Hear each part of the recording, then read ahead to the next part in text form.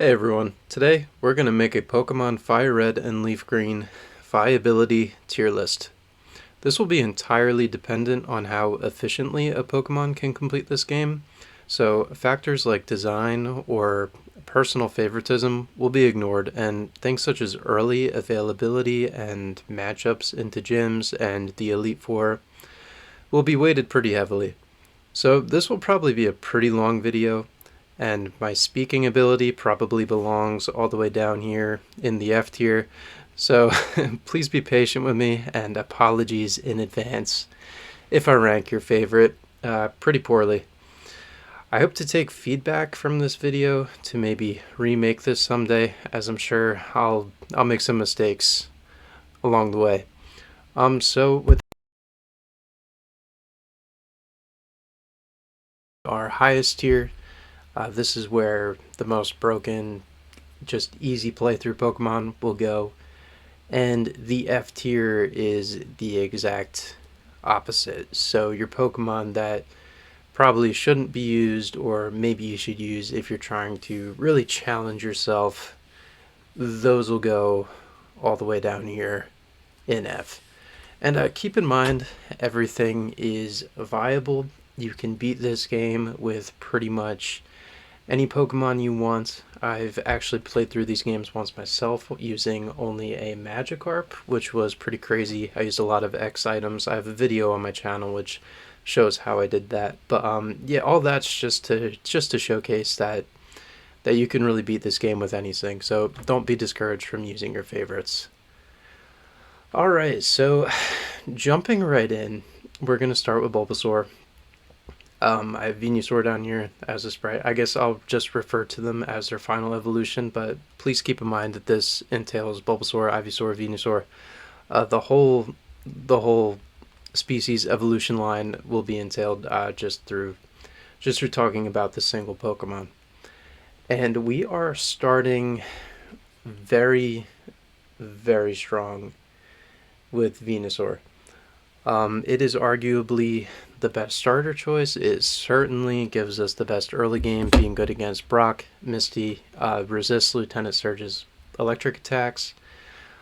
Pretty solid throughout the game. It gets Leech Seed, it gets Powder moves, excellent utility. A lot of people say this guy falls off, but I really think that it has usefulness throughout just because of Leech Seed and Sleep Powder, Toxic, those sorts of things.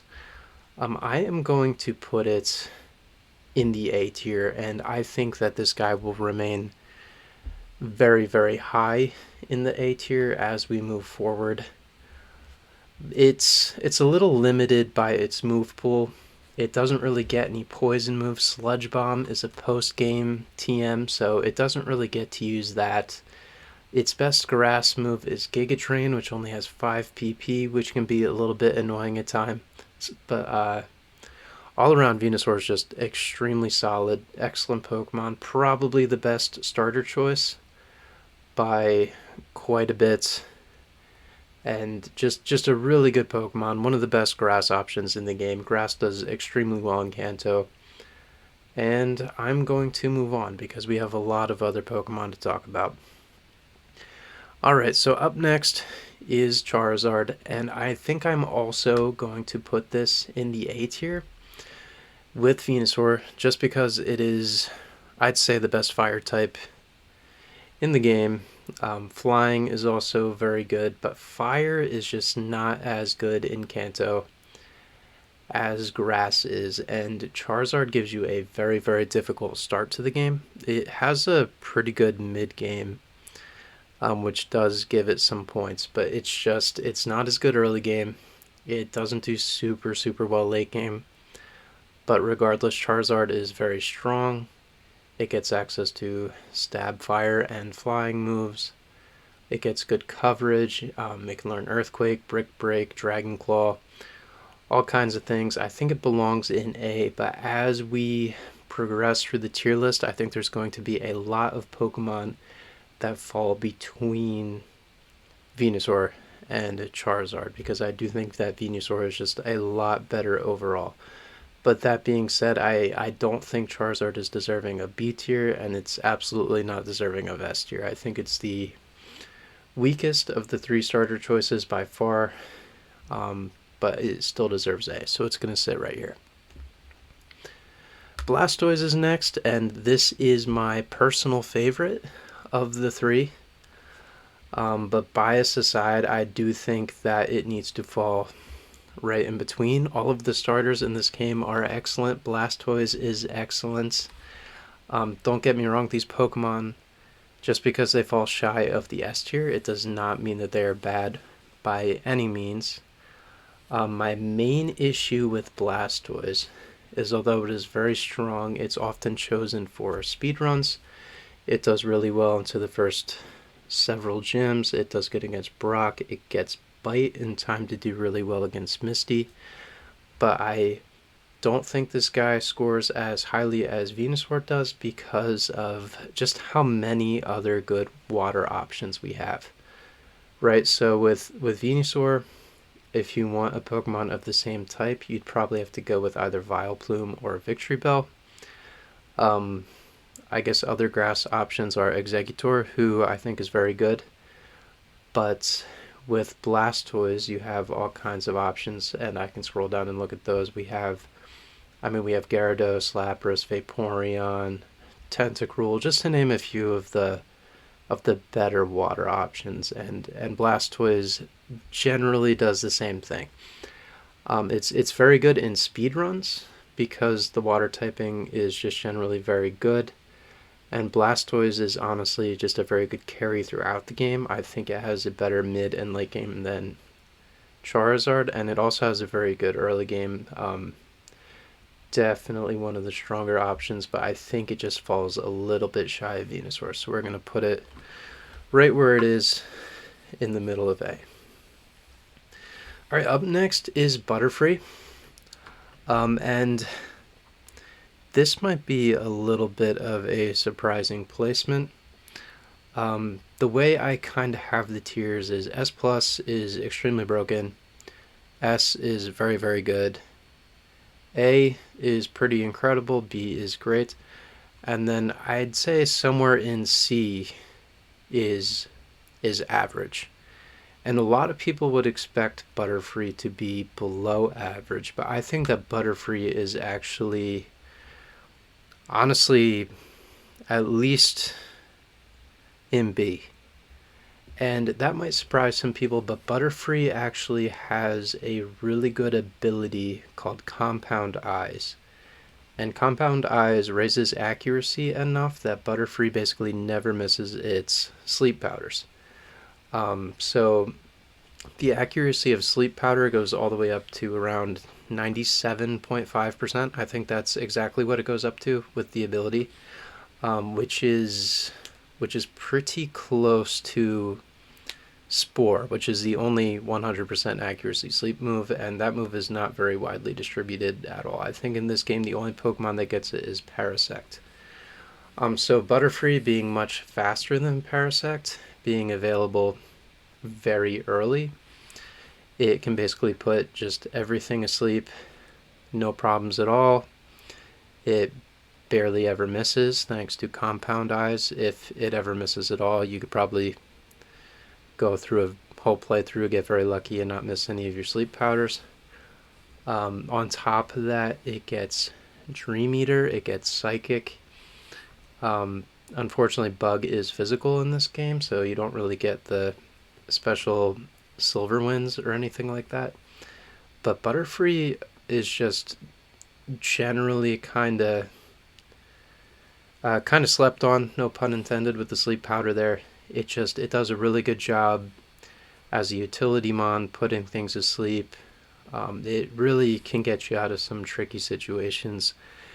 Overall, just a lot better of a Pokemon than people give it credit for, especially if you pair it with Dream Eater, which is 100 base power, and it gives you some health back. You could teach this Giga Drain via TM, although it's probably not the best recipient for your TMs if you don't plan on using this up until the Elite Four in the late game. But regardless of all that, I do think Butterfree is deserving of B. It's just overall pretty solid, and I think a lot of people will underrate Butterfree because you get it so early. And Bug is widely considered to not be the best type in the game by a long shot. Contrarily, up next, Beedrill. I've tried to make this guy work in the past, and it's okay, but I do think Beedrill belongs in the D tier. So it's definitely shy of scoring an average score for me up in the C tier. It does get the Twin Needle move, which is probably the best bug move in the game in Gen 3. There's just not a lot of good bug moves, and Beedrill fortunately gets one of the better ones, but I just don't think it's enough to redeem this guy. It also gets the poison typing, which is very widely distributed in this game. It's easy and plentiful to find a poison type that's just a little bit better than this guy. It's okay in the early game, but it falls off pretty significantly. It doesn't have the same utility as Butterfree. It's just not really worth it in my opinion. It's a fun Pokemon to use, and I love Beedrill's design, but unfortunately it just falls extremely shy of the standard set by Butterfree, and it needs to stay in the D tier, unfortunately. Okay, so on to the next one, Pidgeot, and this is probably one of the more controversial takes I think I'll have in this entire tier list. Pidgeot is not very good, and I know that's probably going to upset some people because a lot of people love Pidgeot. It's one of the first Pokemon you come across. People, I'm sure anyone watching this video or frequently meeting my channel has used this Pokemon on a team before, but unfortunately it is just outclassed by other flying types in this game. And before I speak any further and get myself in trouble for shaming Pidgeot, I do like Pidgeot's design, probably better than any of the other flying types just on a personal level. I think that Furo's design is incredibly boring. Dodrio's is a little whimsical, but I do like Pidgeot's whole thing it has going on. The design is really good, but unfortunately just stats wise and move pool wise and availability wise, it just falls short. Furo is a much better Pokemon. It's available shortly after Pidgey is as a Spearow, and it evolves sooner. It gets better moves, it has access to Drill Peck. I really Furo has a better attack stat and speed stat, and Dodrio has an even better attack and speed than Furo. Pidgeot, I just don't really see a reason for using. It is a little better if you're making a Nuzlocke tier list because it has access to Sand Attack and Feather Dance, but for a normal in-game, just trying to optimize your team playthrough, I do think Pidgeot belongs in the D tier. And all that being said, it is a little better than Beedrill, so I'm going to place it towards the top of D tier. But unfortunately for the Pidgeot fans out there, this guy falls a little bit short and belongs in D, in my opinion.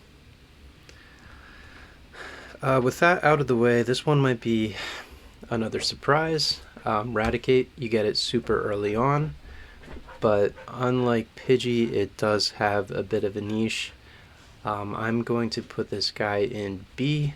I wouldn't rank it as high as Butterfree, but Raticate does get very early access to Hyper Fang, which is an incredible normal move. It is stab off of Raticate, so you do get that attack boost. Raticate has access in the late game to Shadow Ball, which is really remarkable for a normal type, especially because normal is immune to Ghost, so when you're fighting those Gengars that want to Shadow Ball you, They can't hit you with their Shadow Ball, but you can hit them with yours. So Raticate is just, it's pretty good in that regard. There's not a lot of normal types in this game that do get Shadow Ball, and the ones that do are typically very good. And on top of all that, Raticate does have access to one of the better abilities in the game. It has access to the Guts ability. Pretty much what Guts does is it gives you a stat boost to your attack whenever Raticate has a status condition. So ideally you'd want this guy to be burned, and you can kind of do that on purpose if you really go out of your way to do it. It's easier said than done, but you can absolutely do that if you want your Raticate to just get a little bit of an edge when you're entering battle. Just all around, this guy's kind of slept on a little bit. You could really take advantage of that Guts ability, of its great moves. I believe it gets access to Facade, which makes it even stronger when its Guts ability is active and it has a status condition, which is pretty incredible. Definitely don't sleep on Raticate. That being said, I don't think it's nearly good enough to be in the A tier, but if you want to try something new, if you've never used Raticate before, it's a little better than you might think. So I talked about him a little bit before, but I think at the top of the B tier, I'm going to have to place Fearow. And I'm not going to talk much about Fearow, but the reason why I have it here is because it's better than Pidgeot. Really is the only reason. It has just better base stats, or at least relevant base stats. It gets Drill Peck. It's available very shortly after Pidgey, shortly enough that the difference is really negligible. It evolves sooner, so you don't have to wait until, I think it's level 36 to get Pidgeot, and to get Fearow, it's I believe it's very low 20s. I'd have to double check that, but I know it's significantly lower for Fearow to come online. So generally speaking, you can really get a Fearow around the same time, and you can take advantage of it much sooner than Pidgeot. And then long term, it just has the better move pool, the better stats, and it's just better for your team across the board for the duration of the game. And a lot of that is why I had to rank Pidgeot so low, is just because if you're using Pidgeot, you're probably not using Fearow. It wouldn't make sense to have both of these guys on the same team unless you're doing some kind of mono flying run, and even then you probably have some better options. So Fearow, high B, very solid Pokemon. Pidgeot, not so much, unfortunately. Let's move on. Alright, so Arbok is kind of a weird one to rank. I guess just to get it out of the way, it's not very good. Its redeeming qualities are that it has the Intimidate ability, which is generally very good, and it does have access to Glare, and Glare will paralyze your opponent, which is quite nice to have, but those two things are about the only redeeming qualities of Arbok. It's not very strong. There's plenty of other poison types available. Being a poison type in Kanto is kind of rough because Psychic is the best type in the region by a landslide. Arbok is just kind of hard to justify putting on the team. I do think that it is a better poison type than Beedrill, but I think it does have to stay pretty low in the D tier just because there's much better options available, especially at the point in the game where you can get Ekans and Arbok and use them on your team. So it's really too bad this guy ranks so low. I do really enjoy the design of Arbok. Really liked him in the show on Team Rocket, but this guy he's unfortunately low in the D tier. Moving on to Raichu. I do think this Pokemon is quite good. It is a little bit lacking in the move pool department, just because it basically is just a Thunderbolt bot 99% of the time. You're just going to be hitting the Thunderbolt button and hoping for the best. It does get some fighting coverage, which is nice. It gets Thunder Wave. It's actually pretty decent if you picked Charizard as your starter, because it's one of the few options available that does pretty well into Misty at that point in time. Another one of the selling points for Raichu is that it gets Thunderbolt by level up at 26 as a Pikachu, so you don't need to use your Thunderbolt TM on it, which is pretty convenient. A lot of the other electric types in the game do not learn Thunderbolt by level up, so you have to spend a little bit more time in the game corner, where with Raichu you don't have to do that. And for those reasons, because you get it so early in the game in Viridian Forest, it's the first electric type you can encounter. You can evolve it pretty early once you get to Celadon. I'm going to put Raichu at the top of B.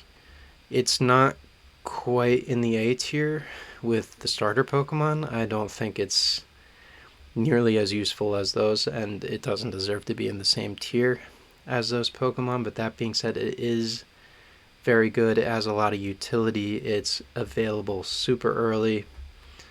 It's a good answer to some of the bulkier water types, and unfortunately I know it has an issue with its moveset and having a pretty shallow move pool, but that's a pretty common problem across the other electric types as well. So this guy's going to sit at the top of B. Sandslash is next. And out of the ground types in Kanto, this is one of the worst performing ones. Sandslash is very slow. It's by far not the fastest. It's by far not the strongest. It's pretty well balanced stat-wise, but it doesn't necessarily do any one thing particularly well. I think it gets Sword Stance eventually, so it's not all that bad. It was a lot better in Red and Blue than it is in Fire Red and Leaf Green, just because of how the old critical hit system used to work. But in Fire Red and Leaf Green, it's pretty mid, especially compared to the other ground types available. So I'm going to place it in the D tier. I do think as a ground type, it gets some points, and it's probably better than Beedrill. But because Arbok has Intimidate and Glare, and it has at least some niche in that regard, I think Sandslash just needs to be a little below it, somewhere in this vicinity here. Alright, so next up is Nidoqueen and Nidoking. I'm probably going to rank these together. Not together like in the same tier, but together as in I'm going to talk about them both at the same time, because they effectively do the same thing. They just have a bit of a different stat distribution. So Nidoqueen is the more defensive of the two. It's a little bit slower, it's a little bit bulkier, whereas Nidoking is the faster, stronger, a little bit more frail version of the two. And for an in-game playthrough, those offensive stats are favored more than a bulky, tankier Pokemon, just through the pure perspective of outspeeding and one-shotting things to progress through your playthrough. And that's just generally true across the board. You'll probably see that at a later point in this video, or maybe we'll be just a little bit more heavily weighted towards offensive threats rather than defensive walls. But I will be ranking Nidoking a little bit higher than Nidoqueen. They both have a tremendous TM and HM move pool. So they're kind of the Swiss Army knife of Pokemon, if you will. The downsides of these guys are kind of similar to Sandslash in the sense of their stats are pretty well distributed, so they're not crazy effective in any one department, but they're very good generally across the board, which is a nice strength of theirs. And the best part about them is that you can have either of these Pokemon fully evolved before the second gym, after clearing Mount Moon and getting the Moonstone, around level 16, which is insane to have a Nidoking or a Nidoqueen that early in the game. Just a fully evolved Pokemon in general at that stage of the game is extremely oppressive.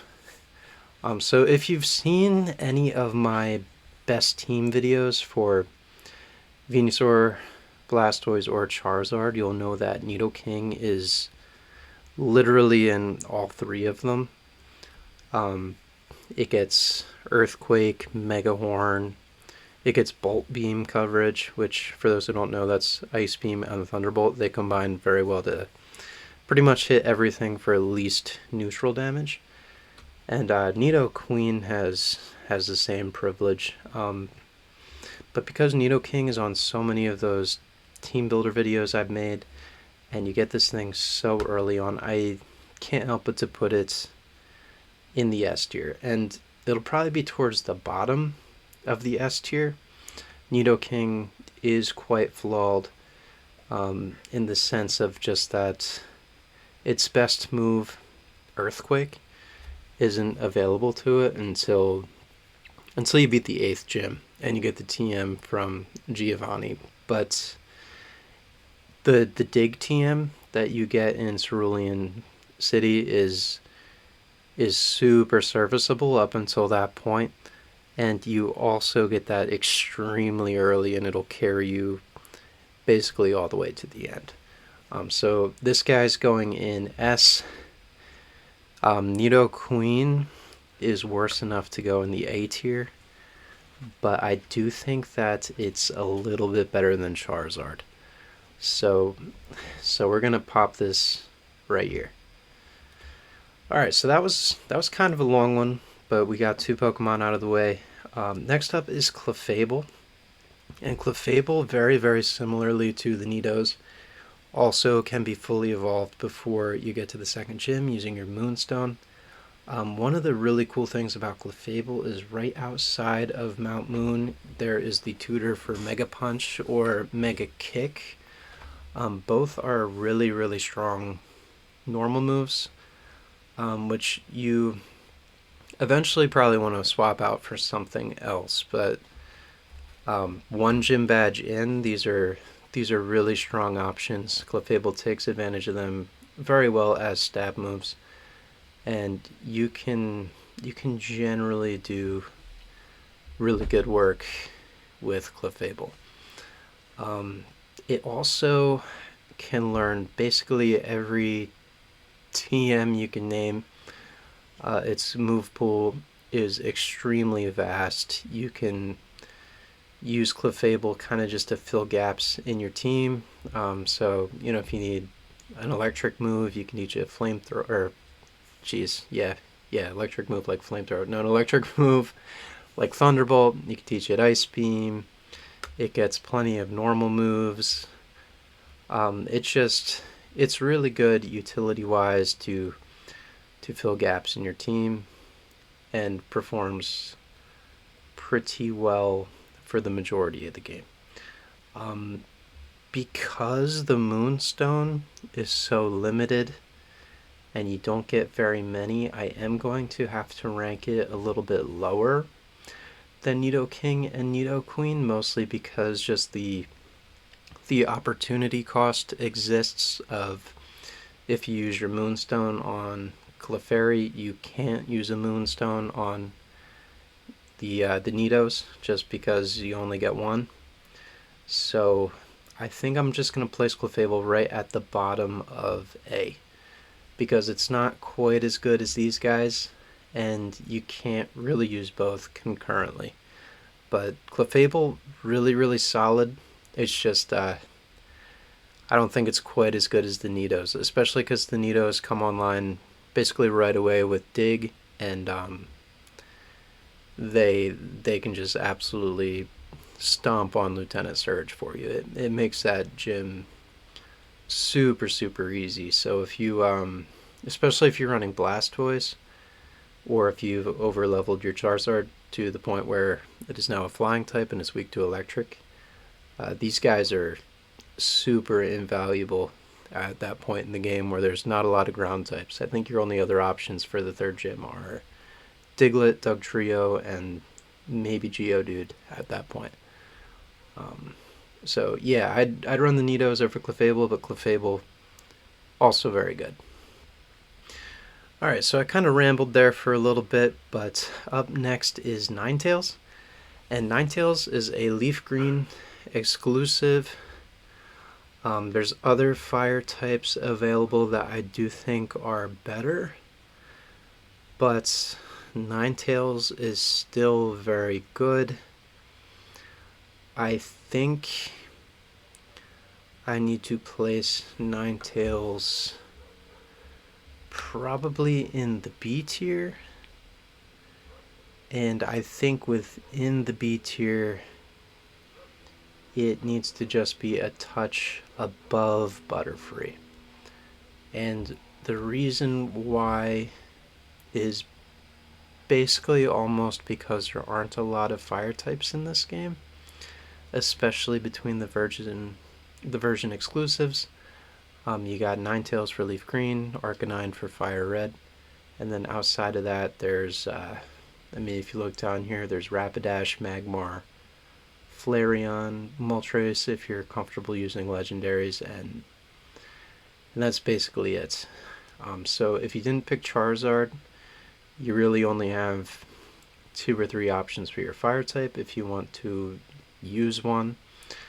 As I mentioned when I talked about Charizard, fire kind of doesn't perform super well in Kanto, so you can do without one. But if you really want to have a fire type on your team, Ninetales is one of the few options, and honestly one of the better ones that you can get somewhat early into the game at that. So Ninetales secures a spot in the B tier, and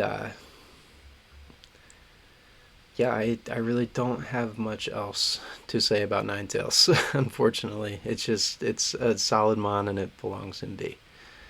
I could see it falling down into C, but I do think it belongs in B. Alright, so another D tier mon. We're going with Wigglytuff here, and unlike Clefable, it's a Moonstone evolution, so you have the opportunity cost similar to Clefable of if you use your Moonstone on Jigglypuff, it's not available for the Nidos, but also you can't get Clefable either because you only have one Moonstone, and if you use it on Wigglytuff, I honestly think that is the worst of the Moonstone options after Moon. So, with all that being said, Wigglytuff can kind of be good for the same reason as Clefable with the Mega Punch, Mega Kick, because this is a normal type in this game, and I should have said that about Clefable too. Clefable is a normal type, not a fairy type. So those are stab moves. This kind of has some utility as Jigglypuff because you can do the whole defense curl, power up your rollout thing for a little while, but honestly that falls off after a point, and Wigglytuff just sort of isn't very good, especially compared to your other options for that Moonstone, like the Nidos and Clefable. So this guy's going to go into the D tier, and I think the only thing in the D tier right now that I think it might be better than is the Beedrill. So it's going to sit right here. Alright, next up, another Mount Moon encounter, and I think that this one is honestly worse than the Beedrill. So Zubat, Golbat, super good in games that follow this one because you have access to Crobat. But unfortunately, without access to Crobats, Golbat just doesn't cut it. It really doesn't have access to many good moves. You're kind of stuck using Astonish until you get Bite or Wing Attack. Its typing isn't great. There's better flying types available. There's better poison types available. It just doesn't really help much. Its stats are pretty laughable. Unfortunately, Golbat just doesn't really do much of anything useful. It's a good fighting resistance, but if you really wanted a good quad fighting resistance, you could use the Beedrill, who's also not very good, or you could even use Butterfree, who I think is quite good. Or for that matter, you could just use one of the flying types available that isn't Golbat to take out those fighting types before they become a threat to you. So I genuinely just don't think Golbat's that great. There's other ways to get around fighting types, ground types. Golbat's just not a super optimal one, and a lot of that's just due to the fact that Crobat is not in this game until after you get the Nat Dex. So it's very underwhelming, and I really don't recommend Golbat at all. It's probably going to remain towards the bottom. Might be one or two below it, but yeah, Golbat's. Yeah, don't use Golbat. Alright, so I think Vileplume is going to be our first C tier. I don't think it has quite what it takes to get up to B, and it's definitely not bad enough to go into the D tier. So the Vileplume gets the powder moves, which is super good. It's very bulky. It's one of the few grass types in this game.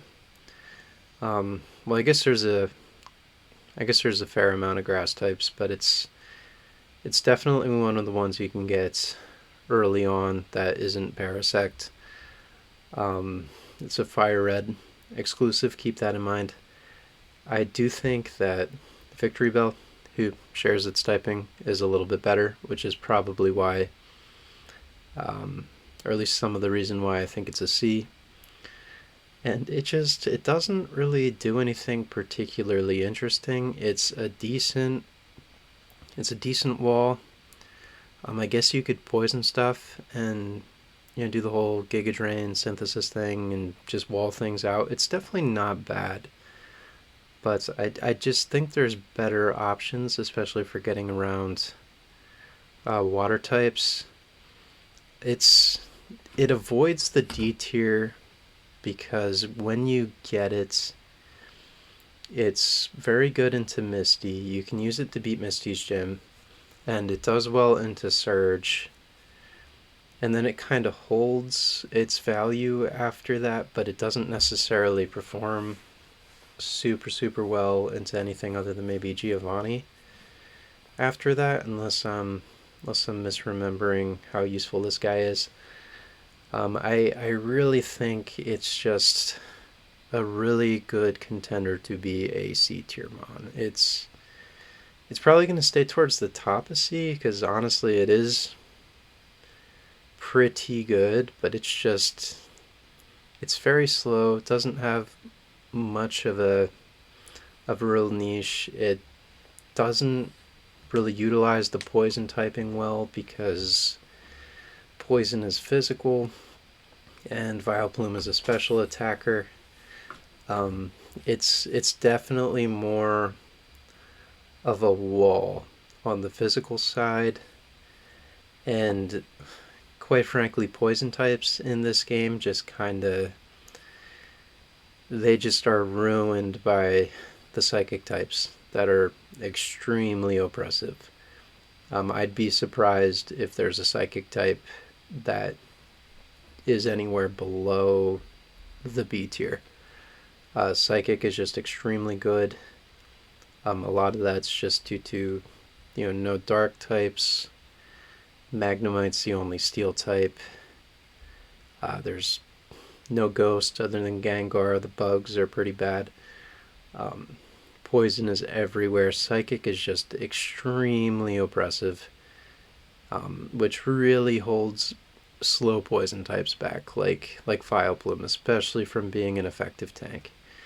So I think with all that, it just has to stay in C, but it does have some good utility, some good grass moves, and honestly, across the board, it's really not a bad option. And it's probably a little bit better if you did choose Charizard, just because you will struggle with Misty a little bit. So having an Oddish for that water gym is quite nice. All right, so grass type that is worse than Vileplume, in my opinion, and I know a lot of people love this guy because it has access to Spore, which I kind of touched on when I talked about Butterfree, is a 100% accurate sleeping move, is Parasect, and I love Parasect's design. He's a little zombie mushroom bug guy. I think his official lore is that the mushroom is consuming its brain or something, and it's literally a zombie crab dude, which is pretty sweet. But that's kind of where the cool stuff ends with Parasect. It gets Spore, and it's the closest thing we have to a zombie in Pokemon. But outside of that, it has a bug grass typing, which is really, really bad. It's probably one of the worst defensive typings you can come up with. Just combining all the types in the game, just absolutely atrocious. And this just doesn't have the speed to take hits. So if you come in at Parasect with any of its quadruple weaknesses, which includes fire, flying, it's got many two times weaknesses as well. Um, this guy's he's just gonna melt. It's I guess it has Giga Drain. It has Leech Life, but this is before Leech Life was buffed, so it's just not very good. Parasect is unfortunately really just to click Spore. It doesn't have much utility outside of that. I will say in Parasect's defense that when you get it in Mount Moon, it does perform very well immediately into Misty, and it does very well into Lieutenant Surge. So it does have some saving grace as far as once you get it, it performs pretty well, but that is extremely short-lived.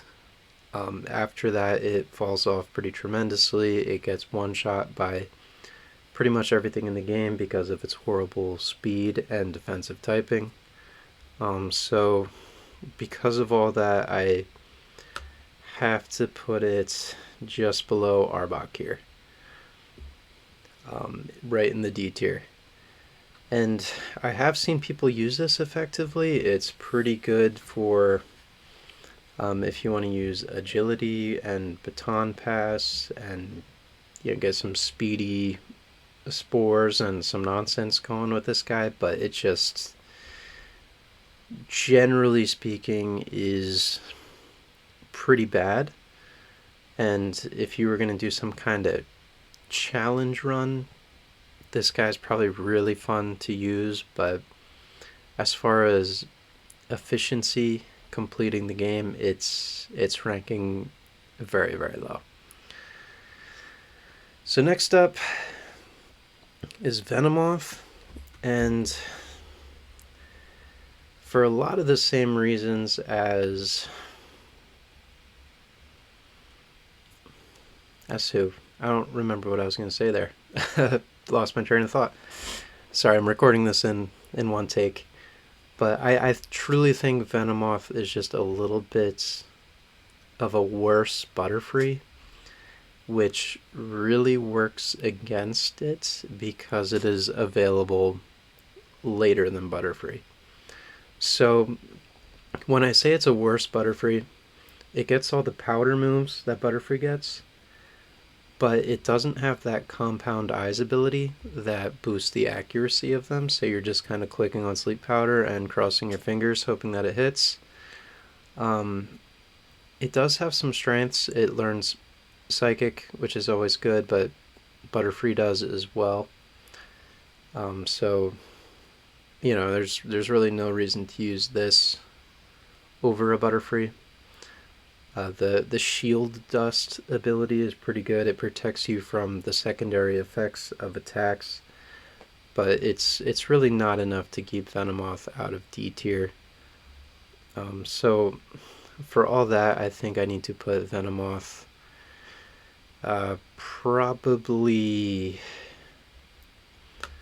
probably right here behind Pidgeot.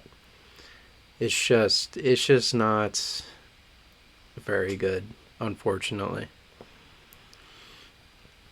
Okay, so Dugtrio is next, and the biggest thing this has working in its favor, or maybe the biggest few things, is that it is the fastest ground type available. So that gives it a lot of points just for its speed alone. And you can also get this before Lieutenant Surge, pretty much right before, and ground is immune to electric, so it performs quite well in that gym. But also there's a small chance you get the rare encounter in Diglett's Cave, which I forget what the chance is, but there's a very small chance that you can catch a pretty over-leveled Dugtrio in a point in the game where the Pokemon you have are likely to be a lot lower level than this Dugtrio you encounter. And that's relevant because you can kind of delay the Misty fight, go to Diglett Cave, catch the over-leveled Dugtrio, and then you can use that for both the Misty battle and the Surge battle.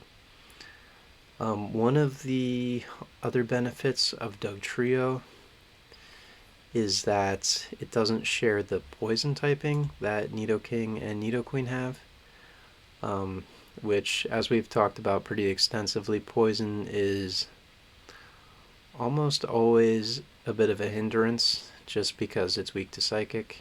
I do think that Nidoking and Nidoqueen are both strong enough to kind of get around that, just generally speaking. but it is kind of an advantage to not be a poison type, especially for these two who don't really get many poison moves except for Sludge Bomb in the post game. But anyway, I got a little derailed there talking about the Nidos again, but I do think Dugtrio is powerful enough to make it into the B tier. Just for those reasons stated, it's really good early game. I do think that every successful team should have at least one ground type on it, just because electric is very strong and immunities are always really, really nice to have. Plus ground is just generally speaking a good offensive typing. I'm going to place it right here between Ninetales and Fearow. Alright, so moving on to Persian. Persian is not very good. Just because I think that Eradicate that you get extremely early is better than it. Because Eradicate gets Hyper Fang, it gets Shadow Ball. I actually don't know if Persian gets Shadow Ball, but I'm not going to check. But Eradicate does get the Guts ability, which Persian absolutely does not. It just gets a lot of tools that Persian does not, which is kind of ironic because you would expect the cat to be stronger than the mouse, but in this case I think the mouse has the advantage. Persian has a nice out of battle, maybe not out of battle, but you can use it to farm money in this game using Payday, which I think makes it worth using, especially if you have the pickup ability, so you can run around, farm items with pickup while you're farming money with Payday. But I think that's really the only praise I have for Persian, is that it just has nice progress through the game resources wise utility. It doesn't really have much battle prowess, especially when things like Eradicate, normal types like Clefable are available earlier and quite frankly just progress through the game better. So that being said, it does get the D tier treatment, and honestly I think it needs to go just a little worse than Beedrill, because Beedrill at least has some advantage in battle by having the strong bug move in Twin Needle. So this guy's going to go right here. I do think it's better than Golbat, but really not by a lot.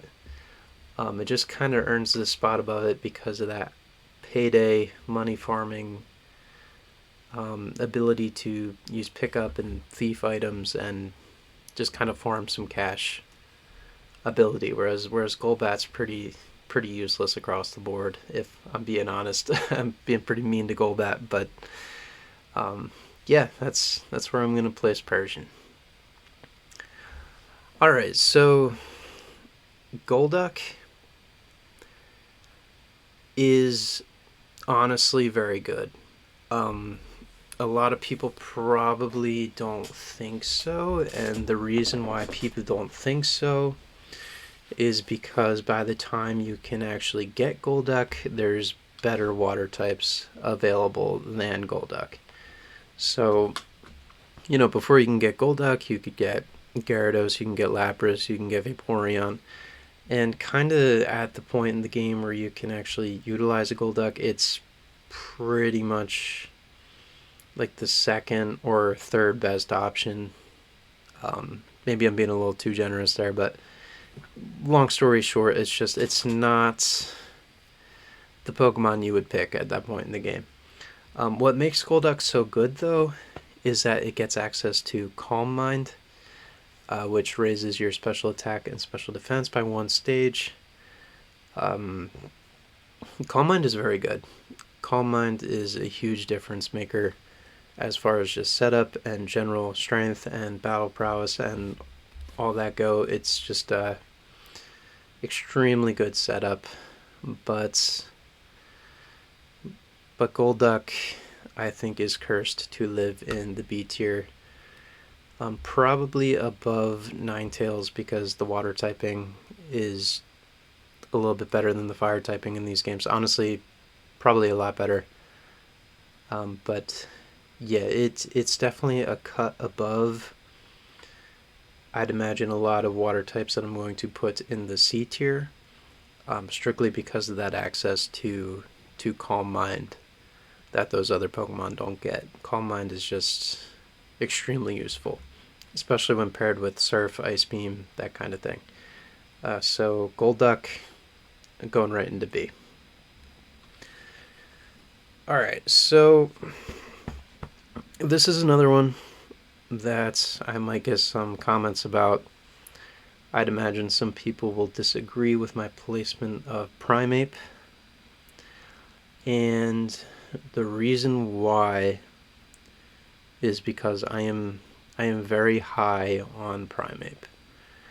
I think that Primeape probably fits best here between Nidoqueen and Charizard.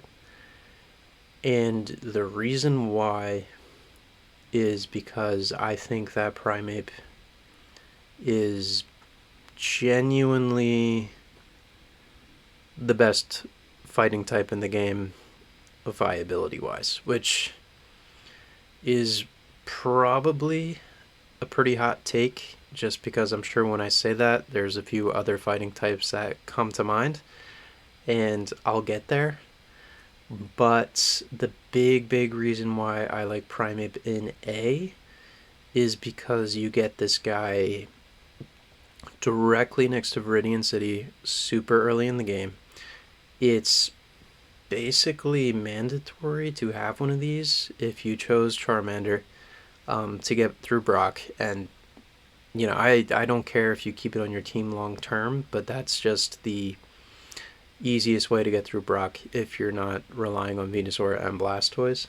Mankey low kick just takes out his Geodude and his Onix super easy. It's the only non-starter Pokemon up until that point in the game that can solo his team without over-leveling, of course. You could do the Charmander Metal Claw thing to get through Brock, but I mean Mankey is the way if you're not trying to torture yourself. It's the fastest fighting type in the game. You get Brick Break on the SSN super early, so you can grab that move, teach it to Primeape. It gets its best stab option extremely early. You can teach it Rock Slide in Rock Tunnel for like flying types, bug types. It's the only fighting type in the game that can learn Aerial Ace, which is quite nice. If you don't have someone else in mind for that TM, it's just decent coverage. It's another great contender for an early game Mega Punch, Mega Kick, just to get you through some of those early routes. It gets bulk up. It's generally just a really good Pokemon. Helps a lot early on. Mankey has a really high base attack stat compared to other early route Pokemon. I don't want to say what I think it is because it's probably wrong, but I'm pretty sure it's at least 70. It might be 80. It's super strong. Fighting is kind of a struggling type in Kanto. This seems pretty good on paper, but fighting kind of struggles. So having those coverage options like Rock Slide and Aerial Ace available to you is a little bit more important than it sounds. Mankey's just really good. Helps in the early game. Good against Giovanni. Helps with Lorelei, except for like Slowbro and Jinx, but I could definitely take out the Dugong and the Lapras. It's just, I think people sleep on this guy. Genuinely, it's very good. If you haven't used Primeape, I recommend it. You could swap it out for Hitmonlee or something later, but yeah, I think Primeape is the best fighting type available for how early it comes online, and it evolves just in time to be useful in the mid game. Primeape's honestly very very good. I think it's the best fighting type that you can get in these games, quite frankly. Um, anyway, that's probably almost as hot a take as putting Pidgeot in D, but we'll move on. Arcanine. Arcanine, I think, is the best fire type you can use if you didn't choose Charizard, but it is a Fire Red exclusive, and I'm not gonna dock it points for being a Fire Red exclusive, but just keep that in mind if you're playing Leaf Green. It's probably not worth considering or wasting your time on, because you can only get it in Fire Red. So I do think that this, for now, I think it's significantly worse of a fire type than Charizard, but it's still A. I wouldn't even say significantly worse. I just think it's maybe a hair worse than Charizard, especially because Arcanine gets the Intimidate ability. It kind of has all the strengths Arbok does, but on an actual good body. It gets Flamethrower, it gets Extreme Speed, all kinds of options, and it has a really good base stat total. It's just a super good Pokemon. It's really not in the S tier because fire is kind of meh in these games, as I mentioned before. But Arcanine, super, super solid. Really can't go wrong using this. Intimidate is very, very good, unless you're Arbok. It definitely deserves placement in A. Poliwrath, this one's a hard one to place. So it kind of struggles being a fighting type, as I sort of alluded to with Primeape, but the water is good enough of a typing that it does do a fairly good job. So I've seen Poliwrath do really well just as a strong mixed attacker using some kind of substitute focus punch kind of things. Its abilities are good. I think it gets water absorb and swift swim, so you can do some stuff there. Both abilities are pretty good. But I don't think it's as good as the Pokemon I have in B tier, including the other water type here, the Golduck. So I do think it needs to be in C, and unfortunately it's going to be in C below the Vileplume. So Poliwrath will sit right there. Next is Kadabra and Alakazam. Similar to the Nidos, I'll talk about these together, just because Alakazam is the evolved form of Kadabra, and I am ranking the pre-evolution as well, because people might not have the ability to trade Kadabra to get Alakazam. So this one's kind of a fun one to talk about, strictly because, and I'll get it out of the way, I think Alakazam is the tip of S+. I genuinely don't think there's anything on this list that beats it. Keep in mind, I'm not ranking Mew and Mewtwo because you don't get those until post-game, but Alakazam is the best Psychic type that isn't Mewtwo, and Psychic is the best type in the game, so Alakazam is the best user of the best stab with the best attack. As I mentioned before, Psychic is absolutely OP because there's no dark types. The ghost types are also poison types. The bug types are really bad. There's just nothing that checks this guy. The things that maybe stand a chance against it typically have a pretty low special defense. Alakazam gets set up with Calm Mind. It gets not Thunderbolt, but Shockwave for some of those bulkier water types. I recommend teaching it the Thief TM right away because Dark is special, so it can kind of go toe to toe with other Psychic types. Just super good. It doesn't get the elemental punches like it did in red, blue, and yellow, but it doesn't even matter. This guy's just Psychic on a stick. It basically just goes in, clicks one button, and wins the game. Alakazam is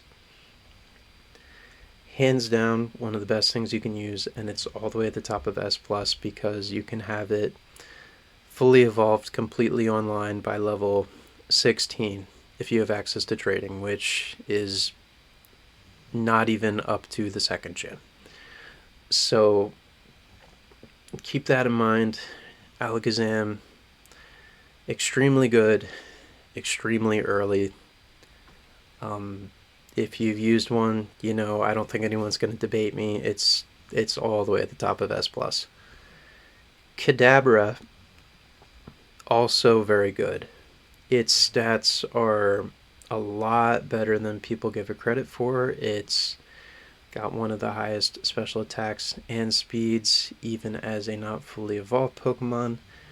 The disadvantage it has to Alakazam, aside from being a little slower, a little weaker, is that it is a lot frailer. So it's going to die pretty quickly if it does get hit, but it is still extremely good, and even if you can't get Alakazam, it's still one of the better Psychic types you could use, in my opinion. So I'm going to place it in the A tier, which might be a bit of a surprise because it's not fully evolved, but it is a Kadabra. And it's going right in front of Clefable. Alright, so not fully evolved Pokemon that isn't very good is Machoke. I almost called him Machop. Fighting types have a hard time in this game. Machoke, God. Machoke just doesn't have the stat total or any kind of immunities or gimmicks or strong stats like Kadabra does that really make it stand out from anything else. And this is going to be the first Pokemon that needs to go below Golbat. This is our new bottom. So not fully evolved, a type that doesn't necessarily do well. It does have the Guts ability, which is relevant, but it's not relevant enough to take it out of the D tier, unfortunately. Machoke just generally pretty bad, and if you don't have access to Trade Evolution, I would strongly recommend using Primeape, who's available much sooner, or one of the Hitmons if you have if you'd prefer to use one of those over Primeape. But that being said, if you do have access to Trade Evolution, Machamp is much better than Machoke, but I wouldn't say it's good enough to be a better option than Primeape. I still do stand by Primeape being the best fighting type in the game, just from availability and speed and move pool. Lots of reasons why I think it's the best, but I do think Machamp does at least deserve the B tier, which is pretty good. The Pokemon in B tier definitely are not bad by any stretch. However, being a fighting type, I do think that it belongs at the bottom for now. And when I wrap up the tier list, I can maybe shuffle some things around in the tiers, but for now, Machamp is going on the bottom. Victory Bell is next. It's a leaf green exclusive. It's a mixed attacker. It's a lot more offensive than Vileplume, so similar to the Nidoking, Nidoqueen discussion. The offensive stats are typically kind of favored in an in-game playthrough to the defensive ones. It gets chlorophyll, which is quite nice. That's the sun equivalent of Swift Swim. It doubles its speed when that weather is active. It gets Sludge Bomb, Giga Drain. Lots of good stuff. I think Victory Bell is actually quite good. Sorry about my squeaky chair, if you can hear that. But despite being better than Vileplume, I do think that it's only good enough to be in B. So I don't think it's as good as Butterfree, and honestly, this might be incorrect, but I think it's a little worse than Eradicate as well. I think it's probably right here, just before Machamp, strictly because the grass type does perform a little bit better in this game than the fighting type, and this is available for Misty, which is good as well. So, yeah, I'm a little unsure of that placement. We can make adjustments at the end, but for now, I'm going to place Victory Bell right here between Eradicate and Machamp. Alright, next up, and let's see, we have quite a bit left. This is going to be a long video. We have Tentacruel. I'll probably spend a little bit less time on the Pokemon I don't want to talk about as much, but Tentacruel I think is deserving of a little bit of discussion because I do think it's one of the better water types. I don't think it's as good as Golduck, but I do think it's good enough to get out of the C tier. So I'm going to put it at the bottom of B, below Machamp. And the reason why is because Tentacruel is deceptively fast. It has a very, very good special defense stat. Being a poison type kind of helps in this instance because water and poison is a pretty nice defensive typing when you have that high of a special defense and you're not as scared of psychic types. It gets Surf and Ice Beam and Giga Drain. It has access to the move Barrier, which can kind of help it on the physical side. It's honestly a lot better than people give it credit for. Tentacruel is quite good. The Clear Body ability prevents stat loss, which is also nice. Just a generally solid mon. I'd say it just kind of breaks the mold of C tier, and B tier's a good fit for it. Alright, moving on to another trait evolution is Graveler. Similar to Machoke, I probably wouldn't use this guy if you don't have access to trait evolution. It does score points for me being a ground type, especially because it's a ground type that's available before Lieutenant Surge. But I'm still going to put Graveler in the D tier. However, I do think that it needs to score a little bit higher than Beedrill, just because having a Pokemon that is a ground type is very valuable, and having a Pokemon that can resist normal moves, especially early on, is also extremely valuable, just because normal moves are everywhere early, bug types are everywhere early, so having a Graveler is just kind of a nice way to have a bit of a defensive wall that you get right in the beginning of the game. So I'm going to put Graveler indie because of its base stat total, honestly, but I do think it's better than some of the questionable Pokemon in D, like Beedrill and Persian and Golbat. So yeah, yeah, I think that's a good spot. But Golem, on the other hand,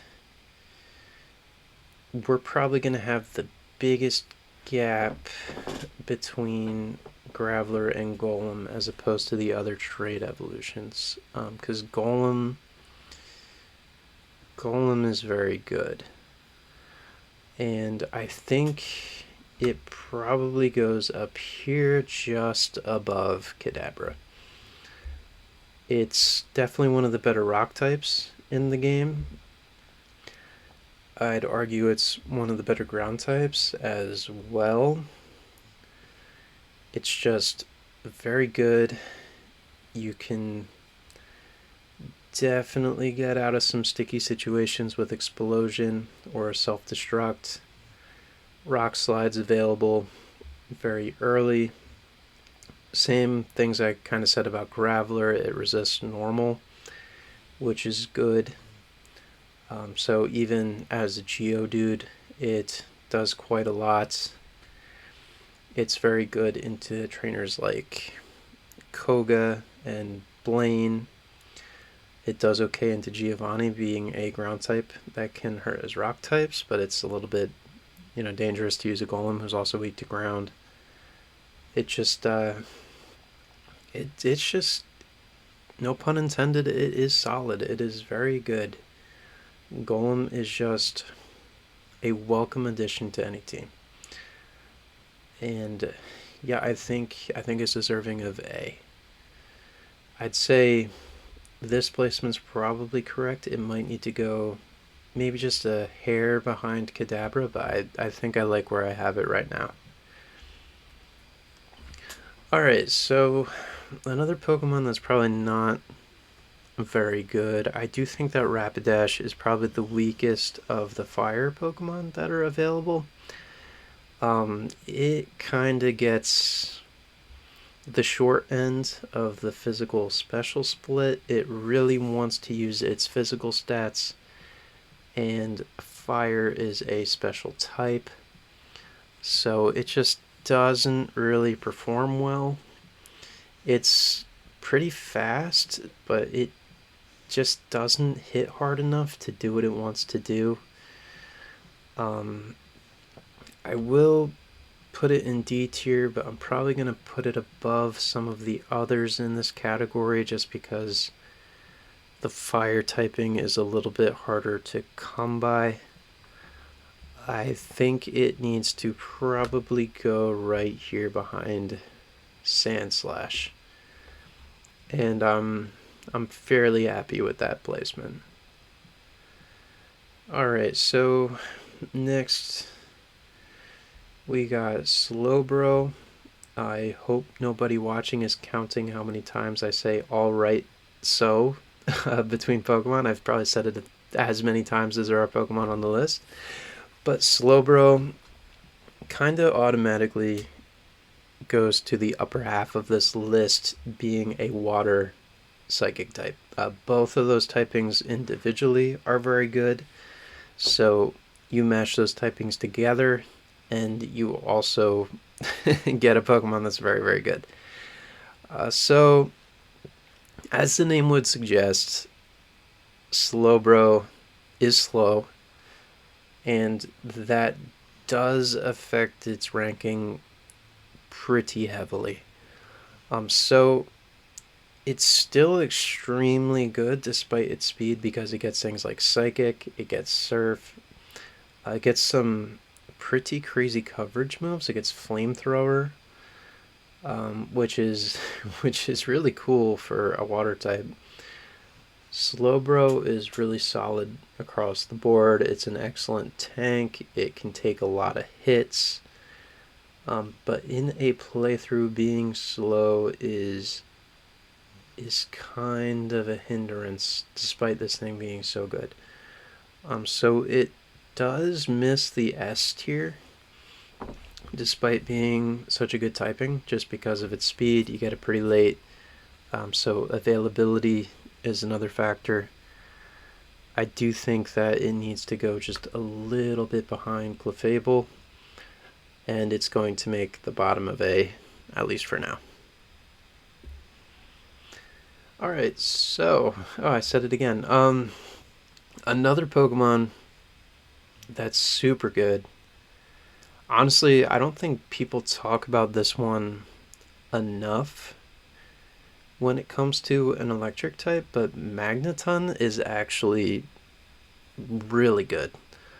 Its special attack is through the roof, but the thing that makes Magneton stand out to me is that it is the only steel type. Literally the only one. At least that you can get for the duration of a normal playthrough. You can get other steel types in the post game, but Elite Four and forward, Magneton is the only one you can get, and Steel is by far the best defensive typing in the game, even to this day. So pairing such a really good defensive typing with the extremely good special attack you get from Magneton, you really have an awesome combo here. This Pokemon is super, super good. You're mostly just gonna do Thunderbolt spam, same with Raichu and some of the other electric types on the list, but the steel typing really sets it apart, just a cut above the rest. So I think the thing that it has working against it the most is that it has an extremely shallow move pool. It just doesn't get good options outside of Thunderbolt. You might be able to pull off some Thunder Rain Dance things, or maybe use a Lock On to hit some of your lower accuracy but powerful moves. It gets Tri Attack, which is pretty nice, but Tri Attack is physical in this game, so it's not going to do a lot of damage. You'd probably always run Thunder Wave on this just for some speed control, and paralyzing your opponent is just generally very good to do. But you're kind of stuck with Thunderbolt, and that's sort of the weakness of this guy. If you're fighting anything that's resisting electric, or even a ground type that's immune, you're kind of out of luck unless you get really lucky with Hidden Power. And honestly, Hidden Power is maybe the best thing to do. You might want to encounter this guy a few times until you get a good Hidden Power type that complements it well, like Ice or Grass or something else that can hit a ground type on the special side, just to complement that extremely high special attack that Magneton has. All that being said, it's probably my favorite electric type to use in the game, unless I need one sooner than when Magneton is available, just because that steel typing is so good. So I'm going to put it in the A tier, and it's going to go just right here above Golem. Alright, so again, I'm going to do Farfetch'd next, and honestly, Farfetch'd is another Pokemon that I think I might be higher on than most. So hear me out before I put it above Pidgeot, but you get this from an in-game trade, which is already super good, because Pokemon you get from trades get 50% more experience points than Pokemon that you do not get from a trade. So already you're going to have a very, very, very easy time leveling Farfetch'd. The Farfetch'd you get in the trade is holding an item called the Stick, which is unique to Farfetch'd, and it boosts its chance of hitting a critical hit. So another just nice bonus as soon as you get this guy, and you get this in a trade. Right when you get to Vermilion, you can trade a Spearow for it. So it has a high chance to crit. It learns the move Slash. Slash has a high chance to crit. So with Farfetch'd, its stats aren't that great, but you have an extremely high chance to score a critical hit just by clicking Slash. So that's already pretty strong. And then by leveling up, you have access to Swords Dance, which will raise your attacks 2 stages, and you also have access to Agility, which raises your speed by 2 stages. So it's hard to set up, but if you can set up either or both of those stat raising moves, and you get lucky with your crits, which quite frankly you don't have to get that lucky because the chance is pretty high to score critical hits, you can effectively sweep some tough fights with a Farfetch'd.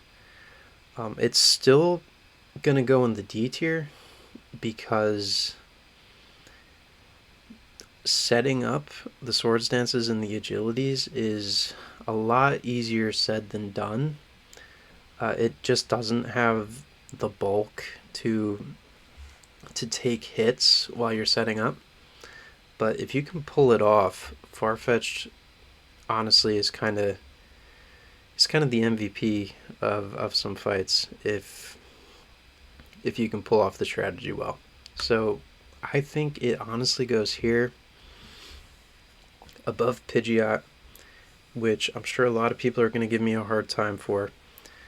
But the fact of the matter is Pidgeot has a clear superior alternative at the same time, and Farfetch'd just fills a role that Pidgeot does not, because Pidgeot does not get Swords Dance, Pidgeot does not get Agility.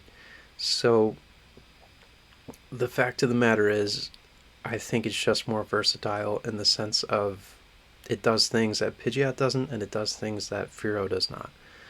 So you can make a case to use this guy over Fearow if you really felt confident you could set up like every single time consistently. But it's staying in D tier because it would take a lot of strategy, and honestly it's just not very easy to set up a Farfetch'd, and quite frankly there's probably other Pokemon that can set up way easier for bigger payoffs.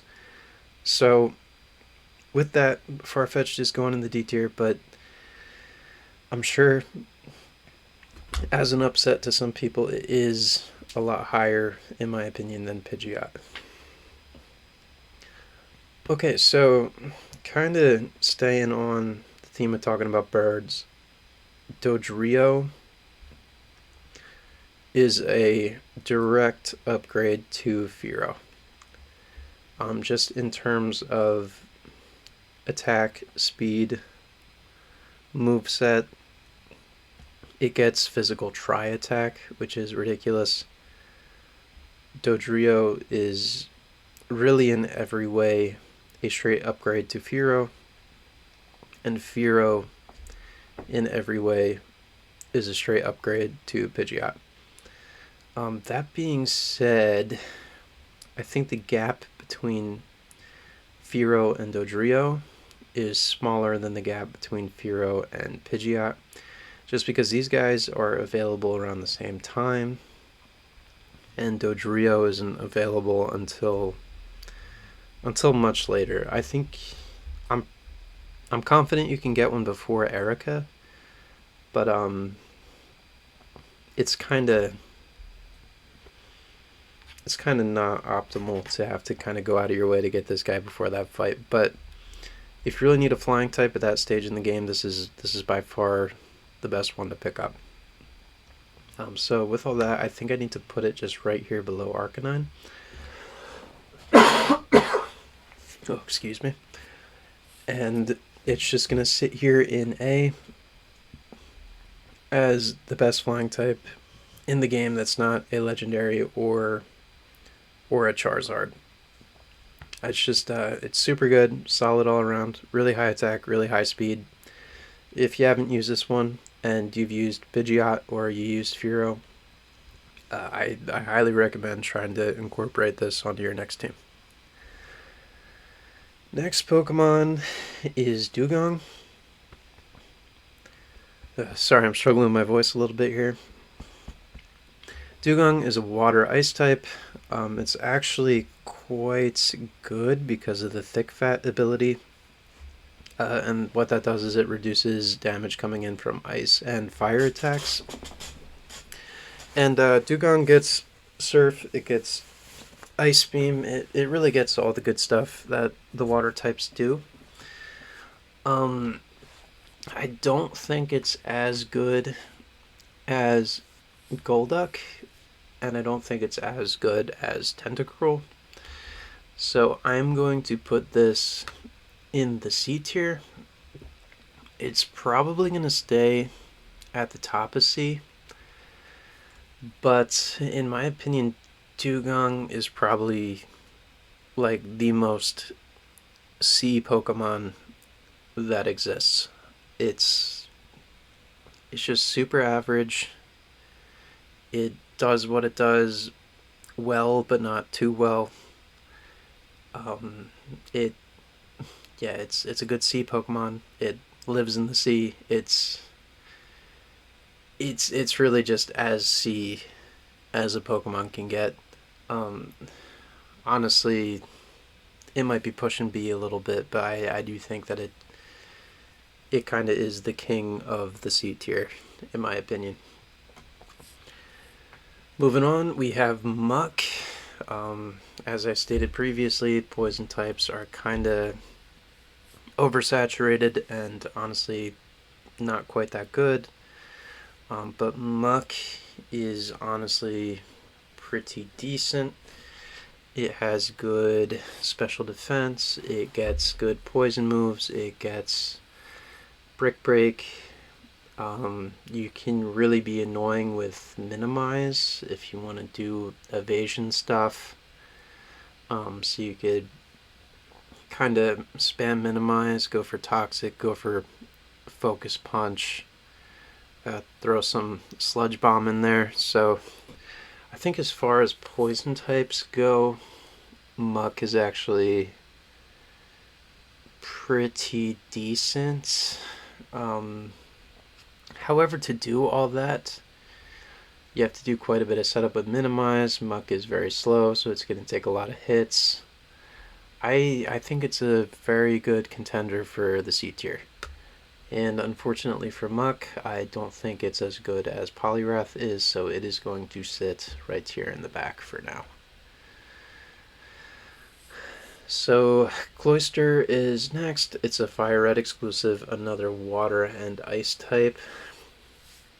But you get this one very late.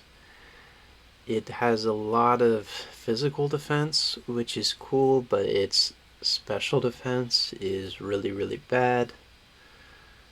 I just honestly just don't think it's as good as Dugong. It's not really worth the investment.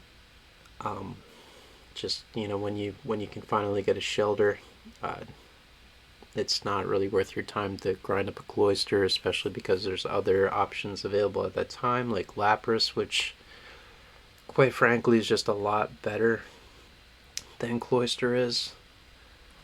This is pre Shell Smash, so it doesn't really have much utility there, or well, I should say it doesn't have any utility there because that move is just not in the game.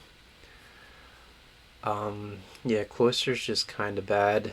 It gets shell armor, which blocks critical hits, which I guess is nice, but it's not good enough to keep it out of D tier. And honestly, being a water type helps its case, but I do think that Cloyster's probably actually worse than Parasect, because Parasect at least gets Spore and helps with some gyms.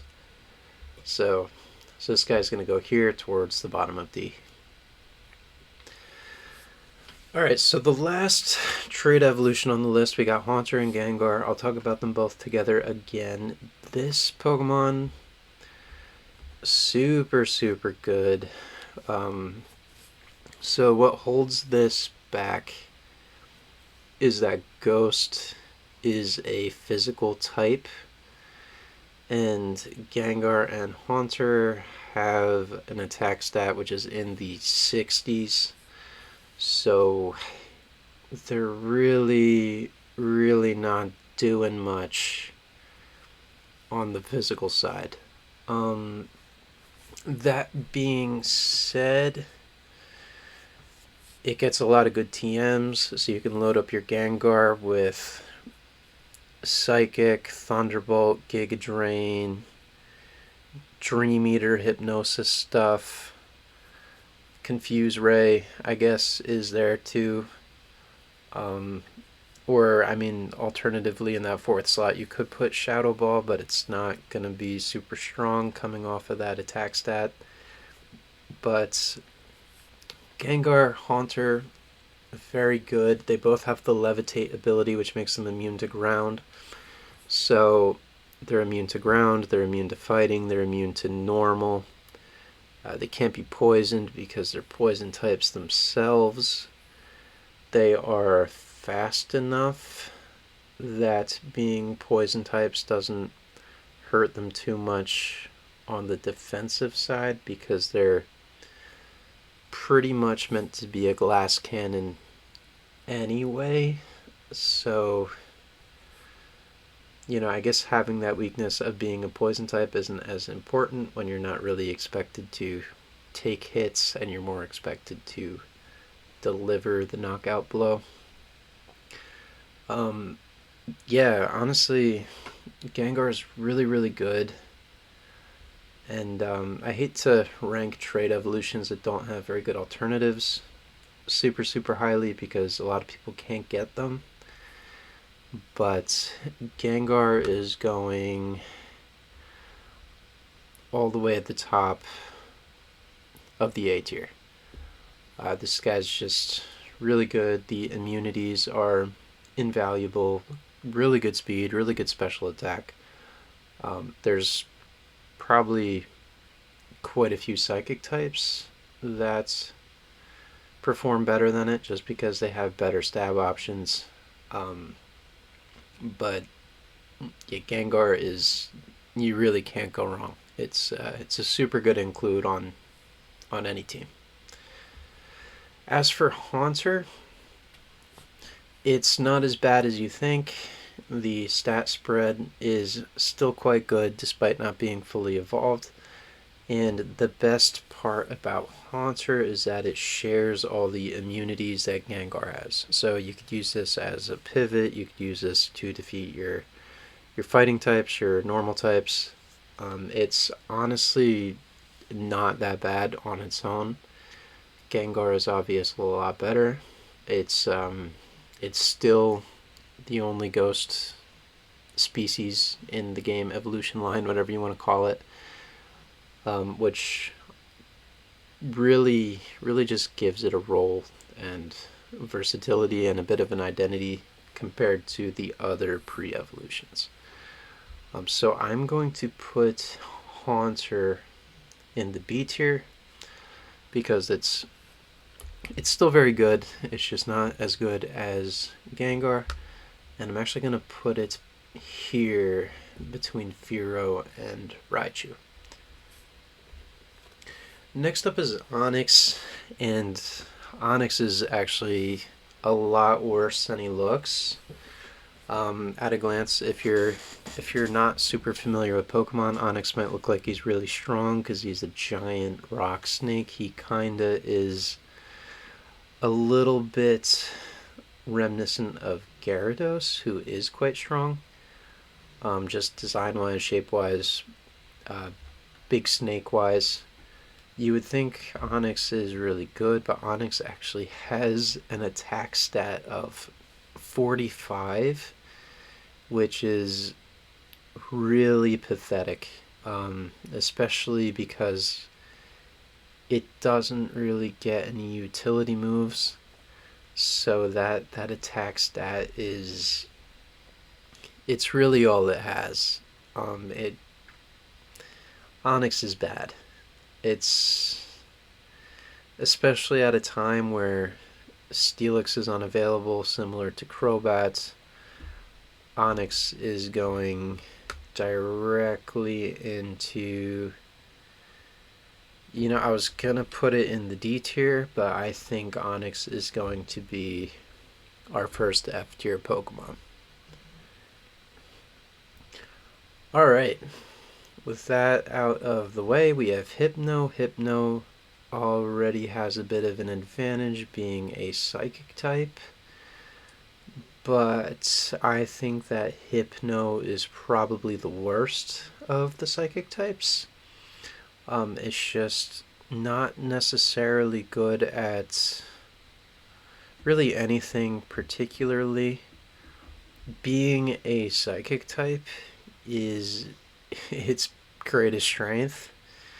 It doesn't really do much outside of that, other than just kind of, be something you can get that isn't a trait evolution like Alakazam. And it's really all it does. It's pretty bulky on the special side, I guess, but I really can't place this any higher than the bottom of B. And I think I'm probably going to put it right here. Seems appropriate, just because there's so many better psychic types, even before Hypno becomes available, including our number one pick, Alakazam. It's just not really worth running at this point in the game, and even if you can't get Alakazam by trading, or you don't have the version exclusive that has Slowbro in it, there's other psychic types that aren't exclusive to either game that you can have on your team that I think are significantly better than Hypno. On to the next one, Kingler. Kingler is a Pokemon that suffers tremendously from the physical special split just not happening yet. So its water moves are special, but its special stat is very, very bad. However, it does have a good attack stat. But realistically, the best thing it's going to do is use the move Vice Grip, which is a normal type move. It doesn't really have much of a purpose outside of that. I do think I need to rank it higher than Golbat, strictly because it's a water type and it has a very good attack stat. But unfortunately for Kingler, who I like very much, it needs to stay in the D tier because it's just not very good, especially compared to other water types you could put on your team at this point in the game. And I'm sure I'll say that a lot because there's many water types that are very good. Okay, so I think Electrode is honestly a bit of a sleeper pick. It's the fastest Pokemon in this game. It is an electric type. It gets self-destruct and explosion, which is pretty cool.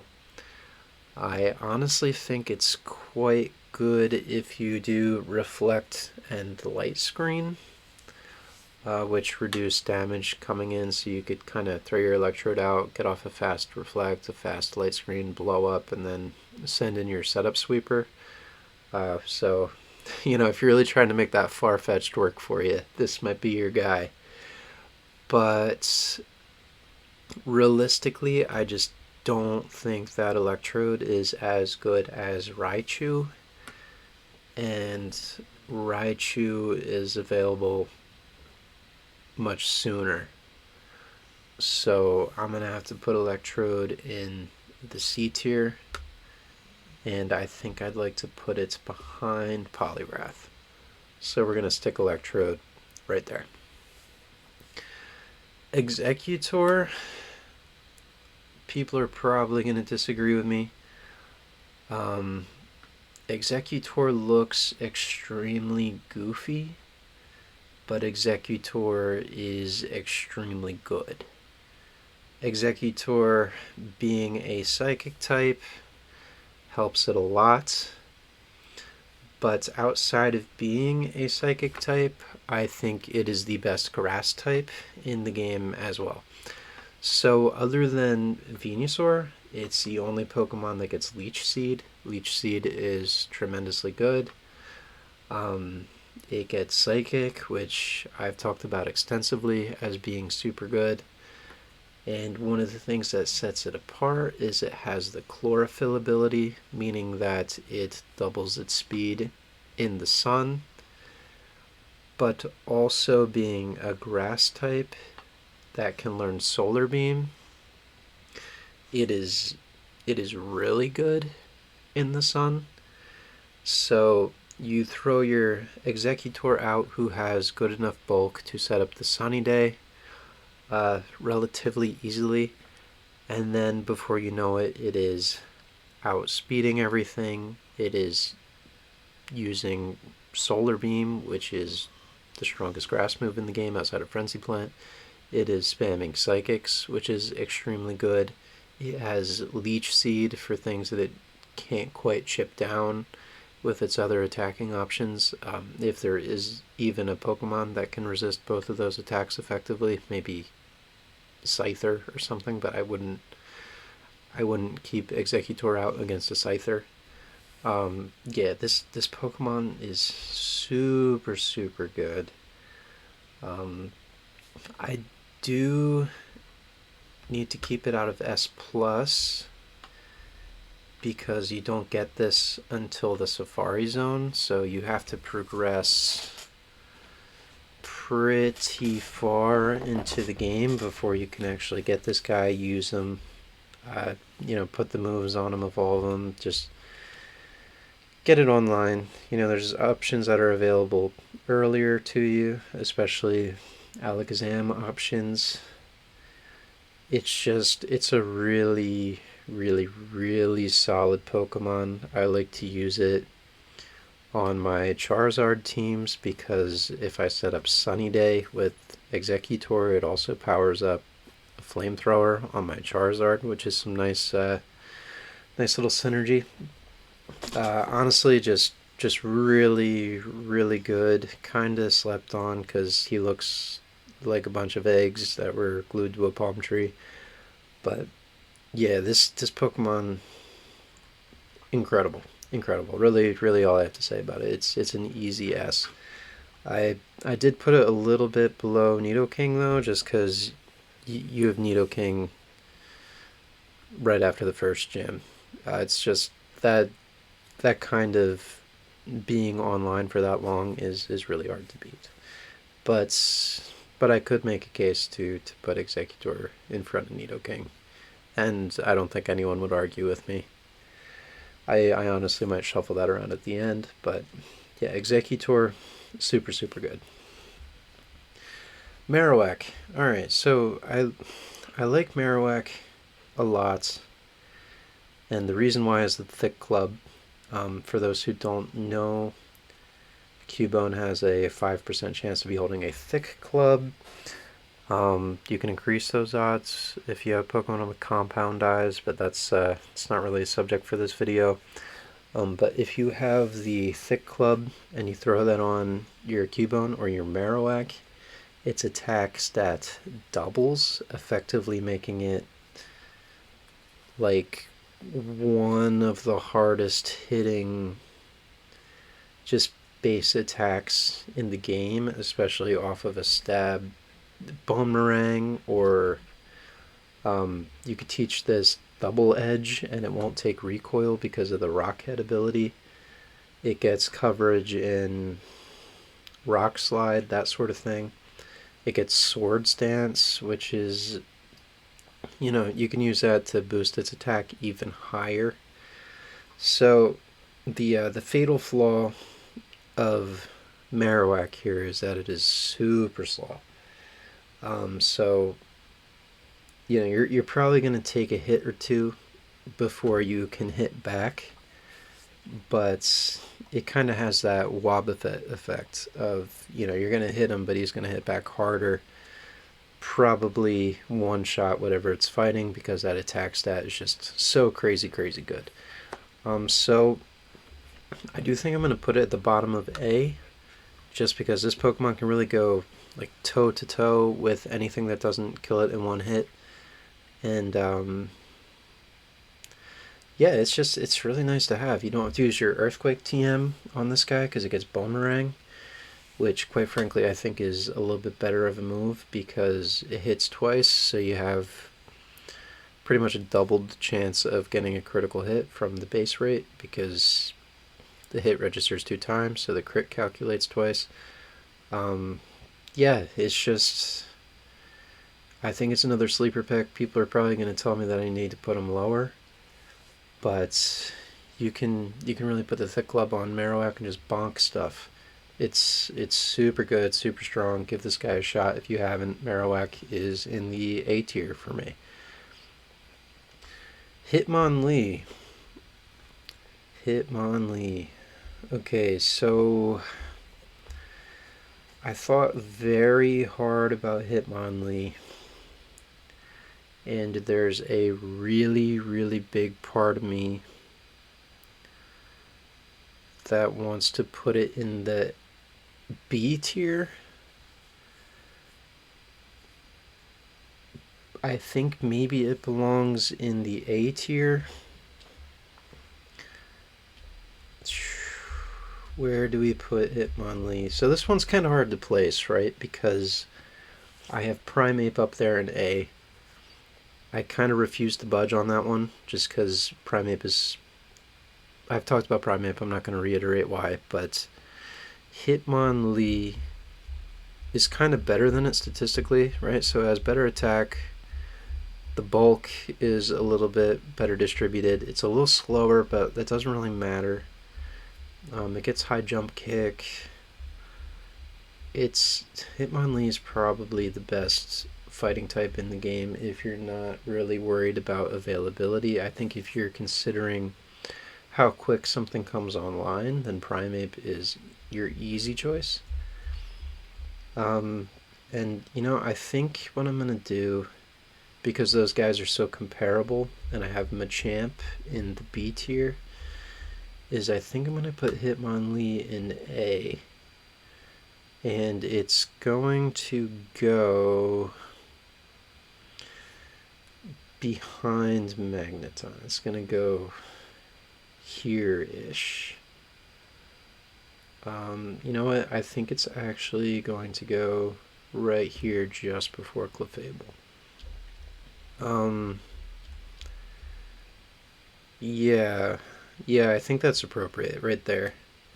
Not quite as good as Kadabra. I think that's a good spot. Yeah, so Hitmonlee, super, super good. Don't let my hesitation to put it in the A tier fool you. It's got really good stats. It has a really high attack. I've mentioned before fighting type struggle. This is one of the ones that kind of doesn't because it's so good. Which it does still struggle as a fighting type, but it's very, very strong, so it can kind of get around it a little bit, and it's fast enough that it just kind of clobbers stuff pretty well. It's a gift Pokemon, so it's pretty easy to get after you clear that fighting dojo. Very, very good Pokemon all around.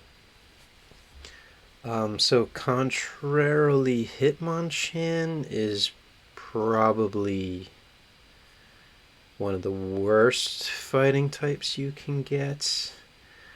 It gets access to the elemental punches, so it gets, Fire Punch, Ice Punch, Thunder Punch, that kind of thing. But the problem is Hitmonchan has like a base 30 special attack stat, so those punches are doing no damage at all, so the coverage is practically useless.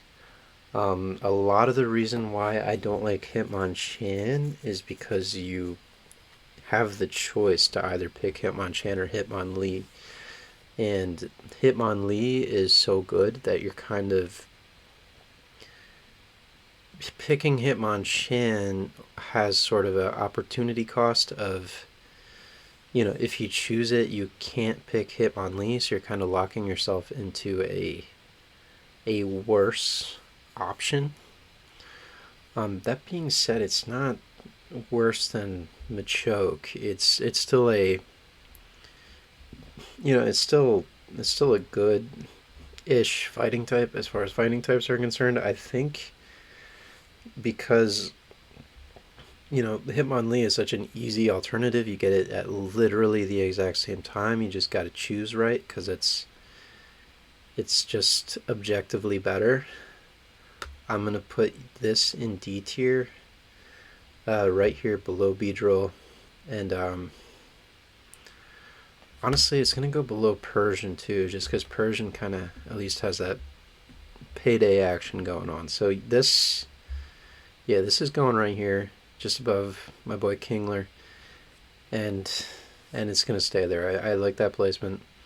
Hitmonchan, honestly, quite bad, but and it probably deserves to be placed a little bit higher, but it's so low because, like I said, choosing Hitmonchan means that you did not choose Hitmonlee, and Hitmonlee is all the way up here in the pretty damn good tier. So we're gonna lock that in right in D. All right, next is Lickitung, and Lickitung is really bad. It's I actually looked at the moveset for Lickitung prior to recording to see if I could think of really any reason not to put this in the F tier, and I really couldn't find one, and trust me, I tried. The best part about Lickitung, I guess it learns a good bit of TMs, which is cool. But not unlike all the other normal types that outclass it. It gets that 50% experience boost because you trade for it, which is another selling point for it. But there's not enough here to keep it out of F.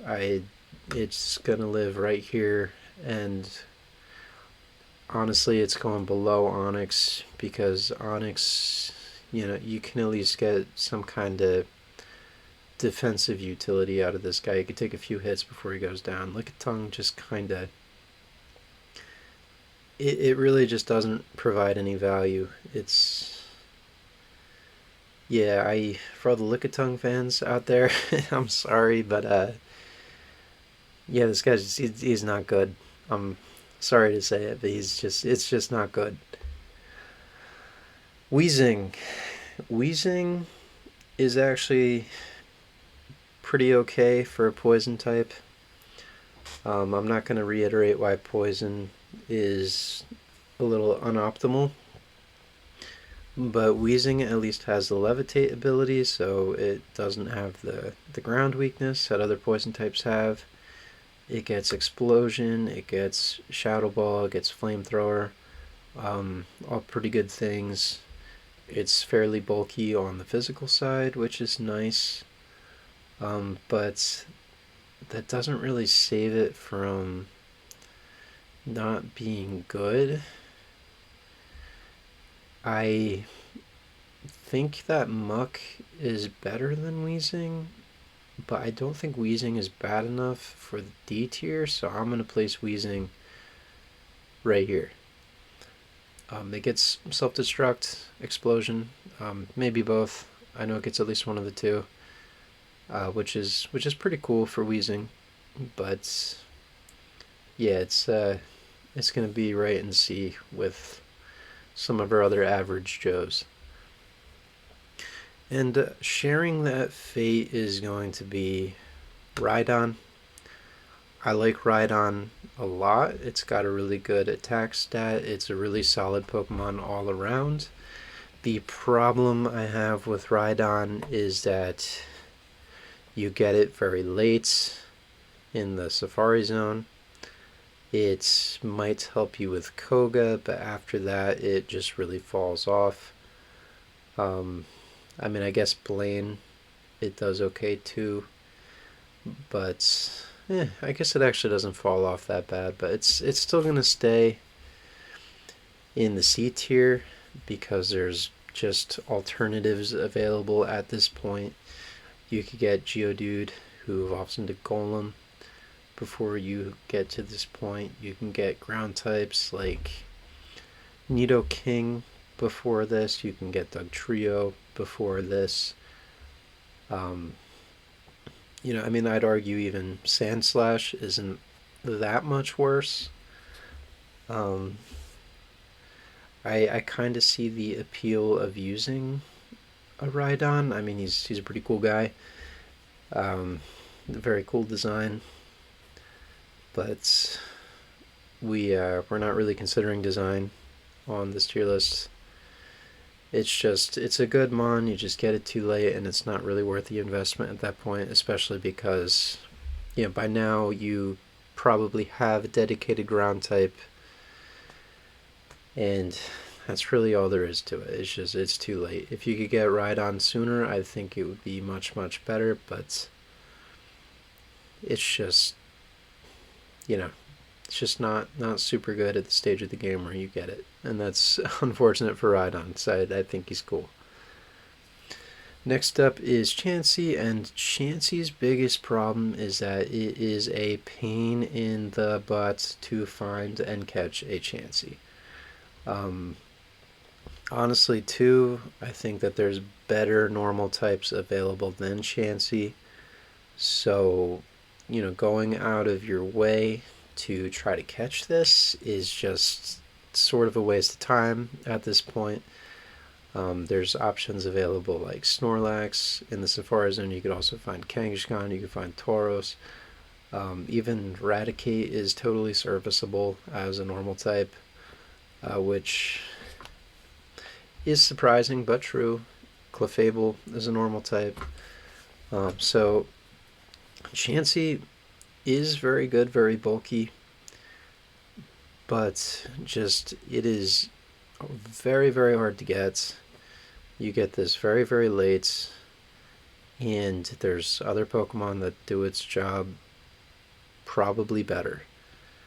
So I'm gonna put it in C tier, and it's going right between Muck and Weezing.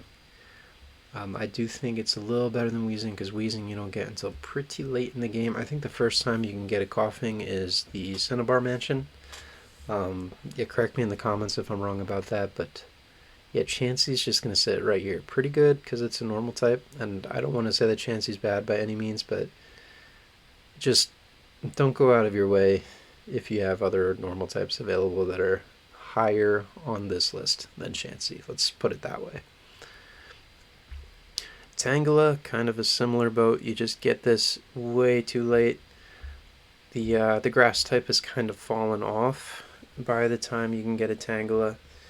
Grass is a lot more useful in the early game, and Tangela is just available way later. By the time you can get Tangela, Executor has already become available. It's one of the few grass types that doesn't also have the poison typing, which I guess is cool. But Tangela is just, by the time you run into it, it's really not gonna do you any favors. I do think it's better than Beedrill, but honestly, it might be a little worse than Graveler here, just because Graveler can at least help you in the early game.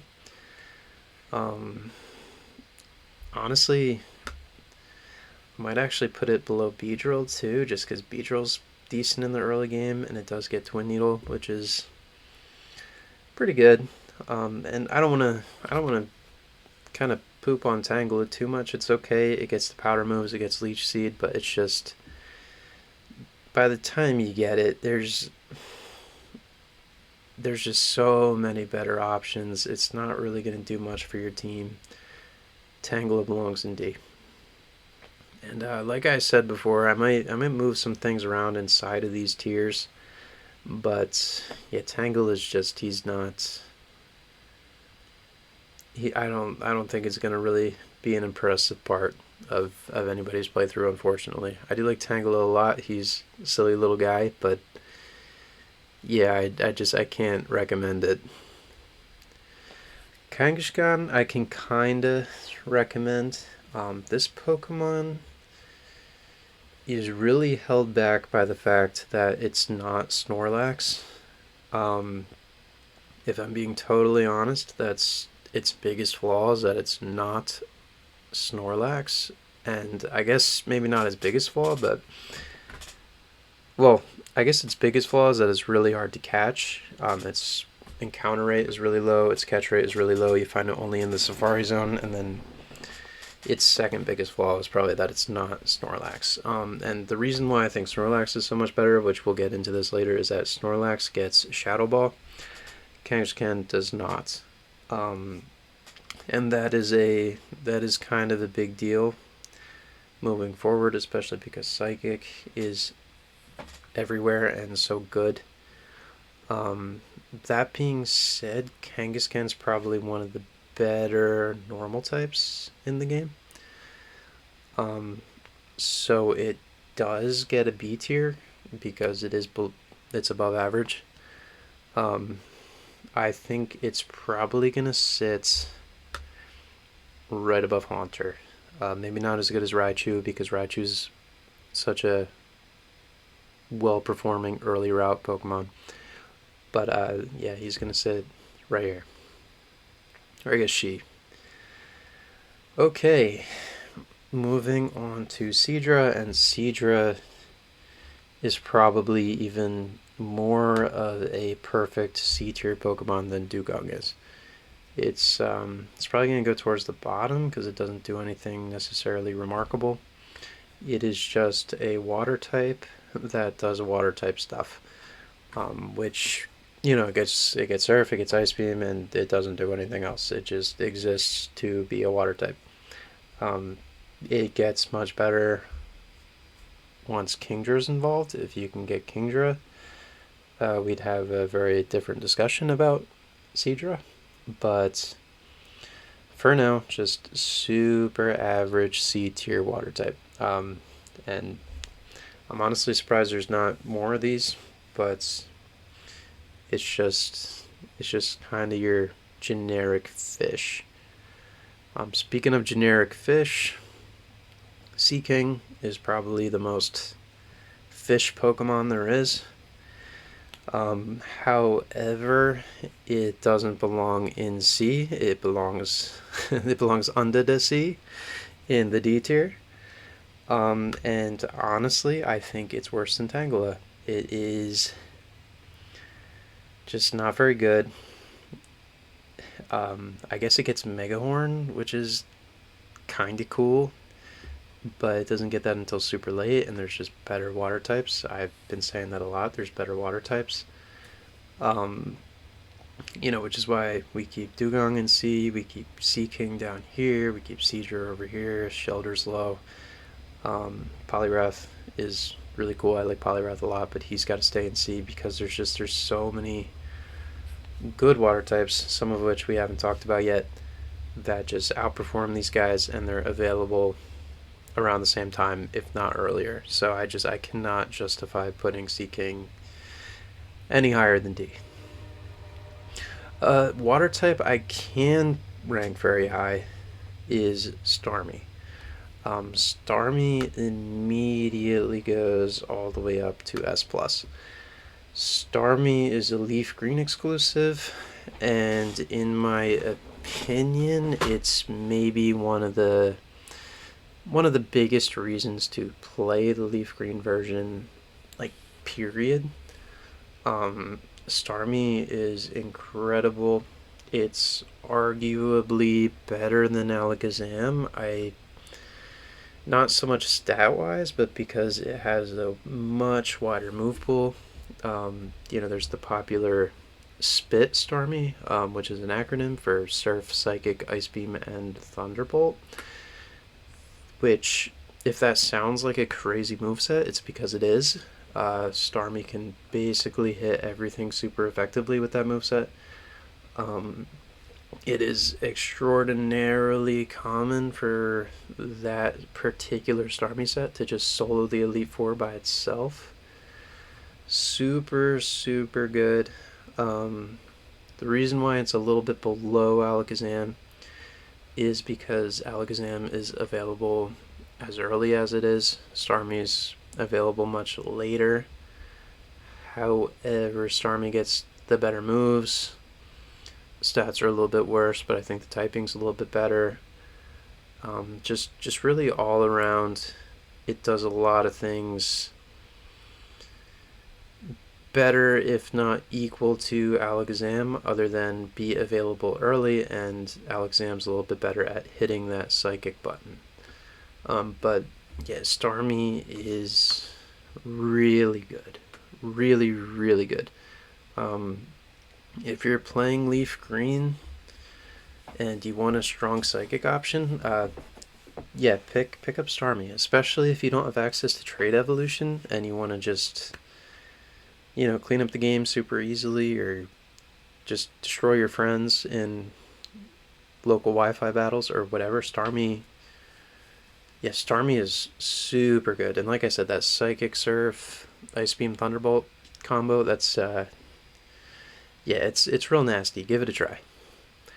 Yeah, Starmie S+. Mr. Mime.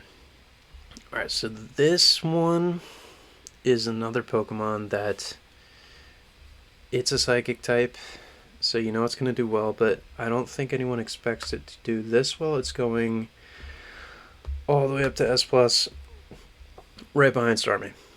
And I know that's kind of crazy because he's just a little goober, but Mr. Mime is extremely good. You can get it as early as you get Abra.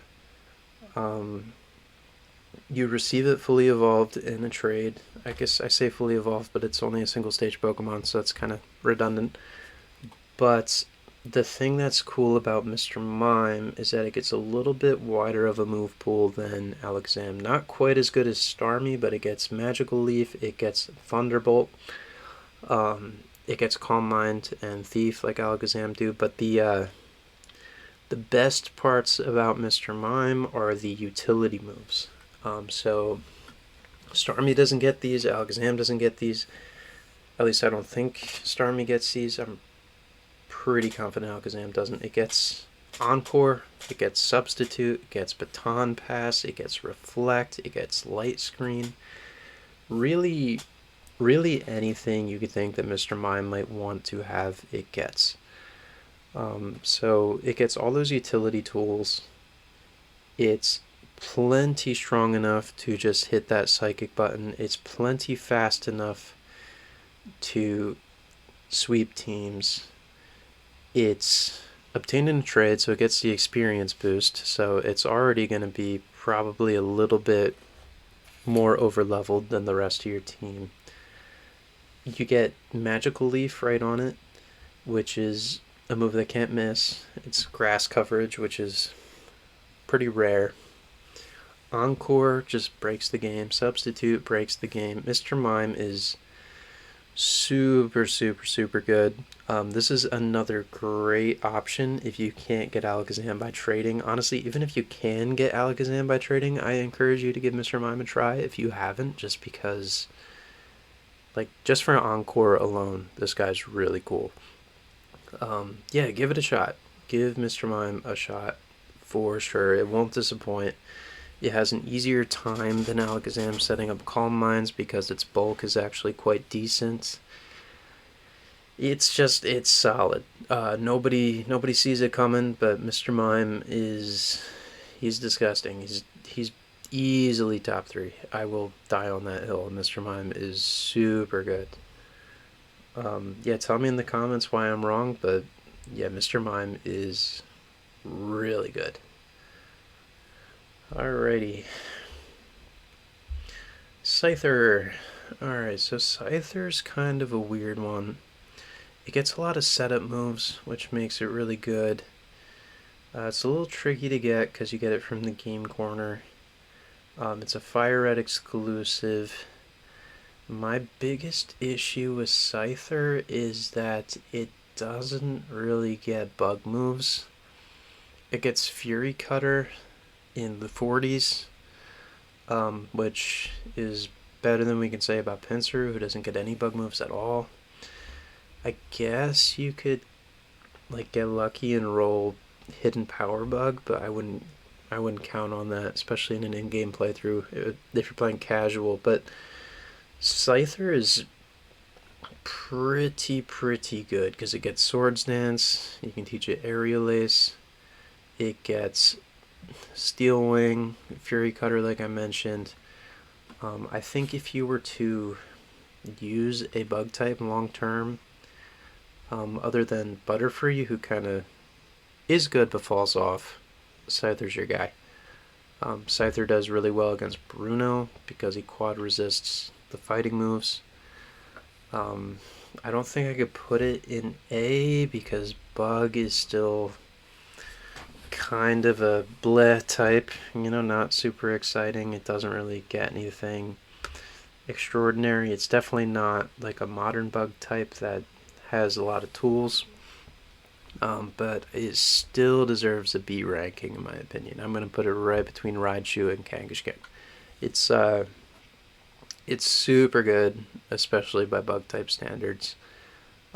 It's probably one of the more desirable Fire Red exclusives outside of Arcanine.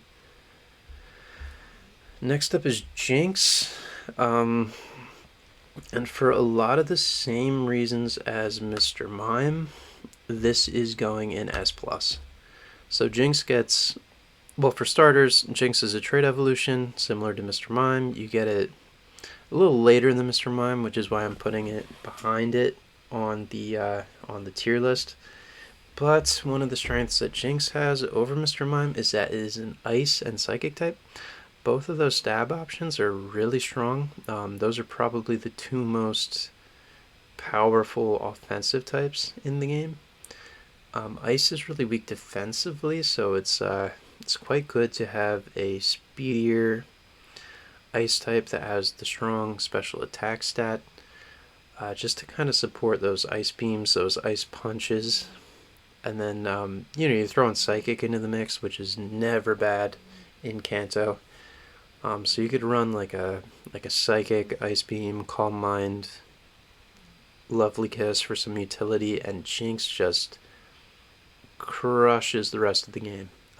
Ice, Psychic, especially with some Calm Mind support, is just, it's really difficult to stop. And Jinx is top tier.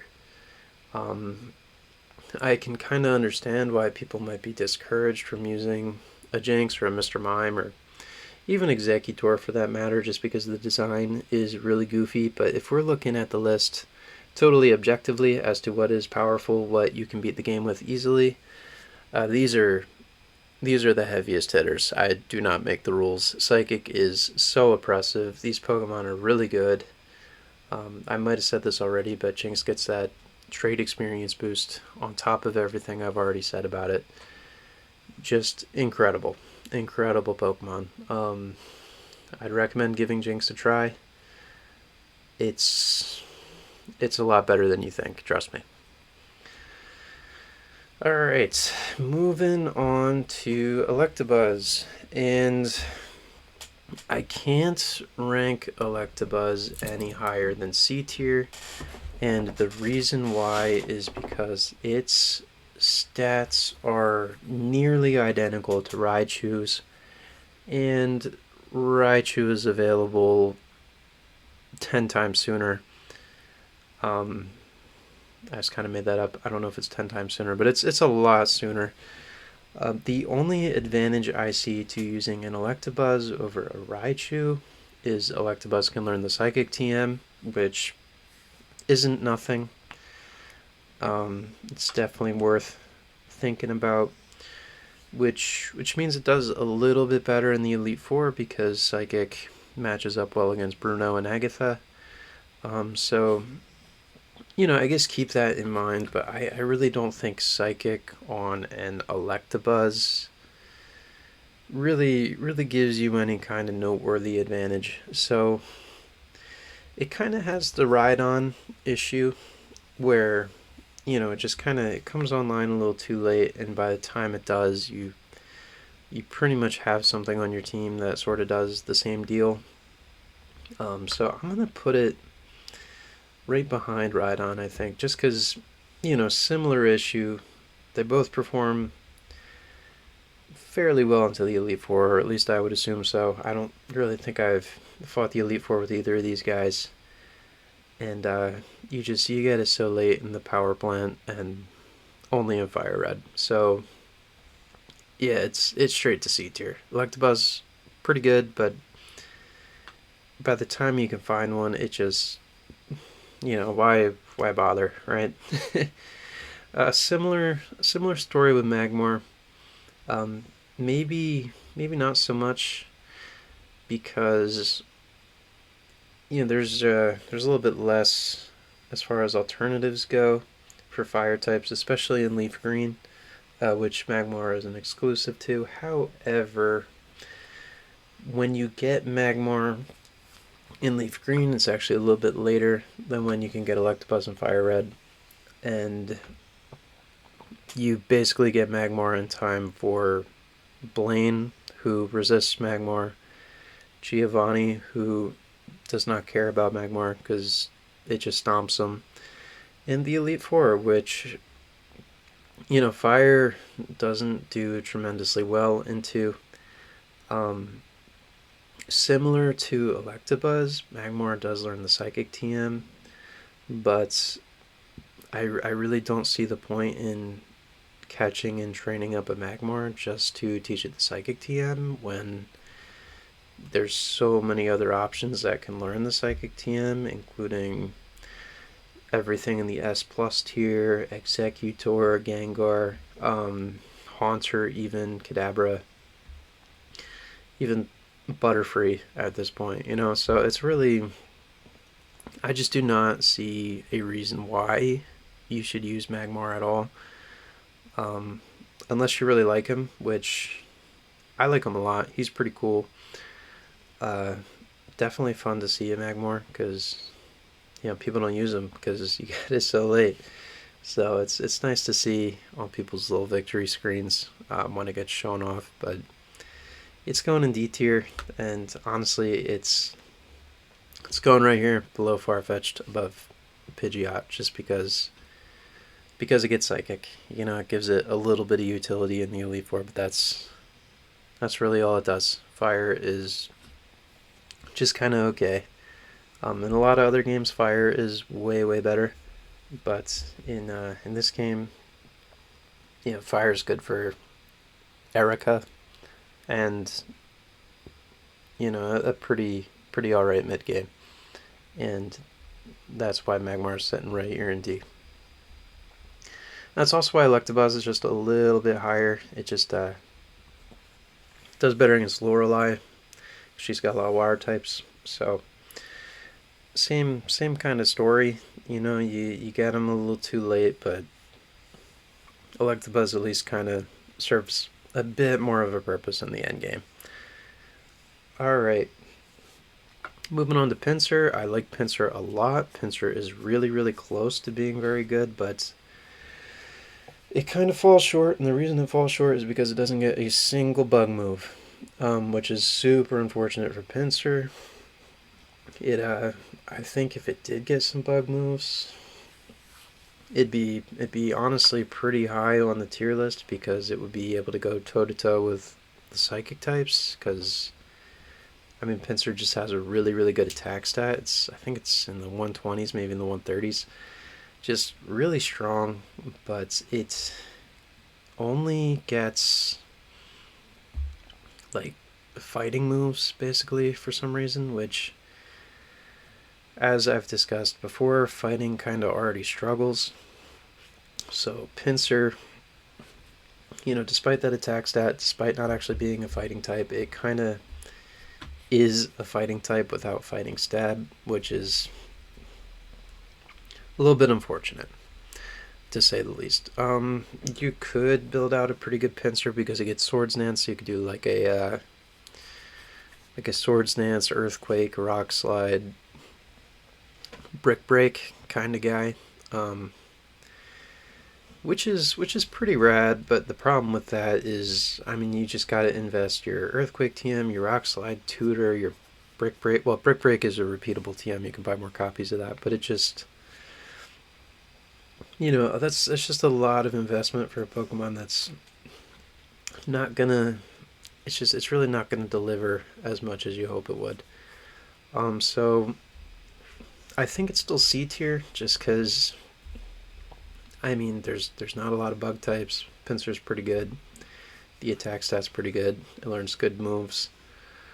Um, it just the moves it learns, it's just barely worth the investment to get a Pinsir online unless you really like the guy. So I think I'm gonna put him just a hair above. We'll put him right here, just above Rhydon, because you get it somewhat sooner than these guys. It takes a lot of investment, but it does all right. It does all right. So C tier it goes. All right, so Tauros, it has the Kangaskhan problem of Safari Zone, hard to get, hard to catch, and the Kangaskhan problem of it is not Snorlax, it does not get Shadow Ball. And I'll talk about why Shadow Ball is kind of a big deal when I get to Snorlax. But yeah, Tauros gets Intimidate, which I think kind of puts it a cut above Kangaskhan. I genuinely think Tauros is one Shadow Ball TM away from being very, very good in this game. If it had Shadow Ball, I genuinely think it would be a lot more sought after. But unfortunately, it's really just kind of stuck using its normal moves, being Intimidate guy. But it's still one of the better normal types in the game, and normal is surprisingly one of the better types, period, in the game. So I think what I'm going to do is I'm going to put Tauros in the B tier, but it rates just a little above Kangaskhan because of that Intimidate ability. So I think what needs to happen is it's going to go probably, it's either going to go before Raichu or after Raichu. And I think I might just need to put it after Raichu, strictly because Raichu is available right in the beginning in Viridian Forest. So just for ease of accessibility, Raichu has the slight edge over Tauros, I think, and that's how I'm going to justify putting it right there, at least for now. Moving on to Gyarados. So a lot of tier lists put Gyarados all the way at the top, and Intimidate is a big reason for that. And Intimidate's a really good ability. I've talked about it a few times, but I've probably understated just how good Intimidate is, unless you're Arbok. Yeah, Intimidate is a big factor, especially on a good body like Gyarados with his Sky High attack and then just pretty good base stats all around. But Gyarados kind of hits a weak point of, it has a base 60 special attack and it's a water type. So it's, it's not going to hit incredibly hard with those water moves unless you're a Golem or a Rhydon. I really wouldn't expect Surf to do you much good, and kind of by extension, Ice Beam really isn't gonna do you any favors either. That being said, Gyarados is still really good because, it gets that Intimidate off, which cuts its opponent's attack, which makes it really easy to set up one of its better moves, Dragon Dance, which raises its attack and its speed by one stage. So Gyarados can just kind of use Dragon Dance a few times, get its attack insanely high, get its speed insanely high, and then spam something like Earthquake or Return. Return being a really strong normal move, and it can sweep teams that way. Um, Similar to what I was talking about with Farfetch'd with the agility sword stance thing, but Gyarados does it all in one move, and it has the bulk and the ability to kind of support that sort of sweep. So Gyarados is kind of a self-sufficient setup machine. Just Dragon Dance and obliterate teams. But just that stab water option being weak and very weak at that kind of holds it back for me, and I still think it belongs in A, but it's shy of S tier for me. Um, if it had waterfall or well post physical special split waterfall, like a physical water move, Aqua Tail or something, it would be easy S plus. Maybe not S plus, but at least be S. But yeah, just not being able to hit with its stab typing of water or flying, just really holds it back, in my opinion. So I'm gonna put it in A, but probably lower in A than you'd think. I think it's probably gonna go here. Um, probably right in front of Arcanine, just because I do think that it's the better Intimidate user. Um, it's got somewhat comparable base stats, and the water typing is just a little bit better. So it's hard for me to justify putting it behind Arcanine. Honestly, I might even put Gyarados just a little bit in front of Zard. Um, just because, like I said, that fire typing is just a little bit on the weaker side, I think. I think this placement's honestly pretty appropriate. I might I might drop it down a little bit. I thought about putting it on the other side of Dodrio. Um, Actually, honestly, I think Dodrio deserves to be a little bit above Arcanine. But yeah, I think this placement is. I think that's about right. All right, moving on to Lapras. We're almost done. Lapras, one of the best water types you can get. It has the water absorbability. One of the best parts about it is it gets Surf, Ice Beam, both stab, and then it can also learn Psychic, which is another reason not to use Magmar or Electabuzz, because you can just put Psychic on your Lapras.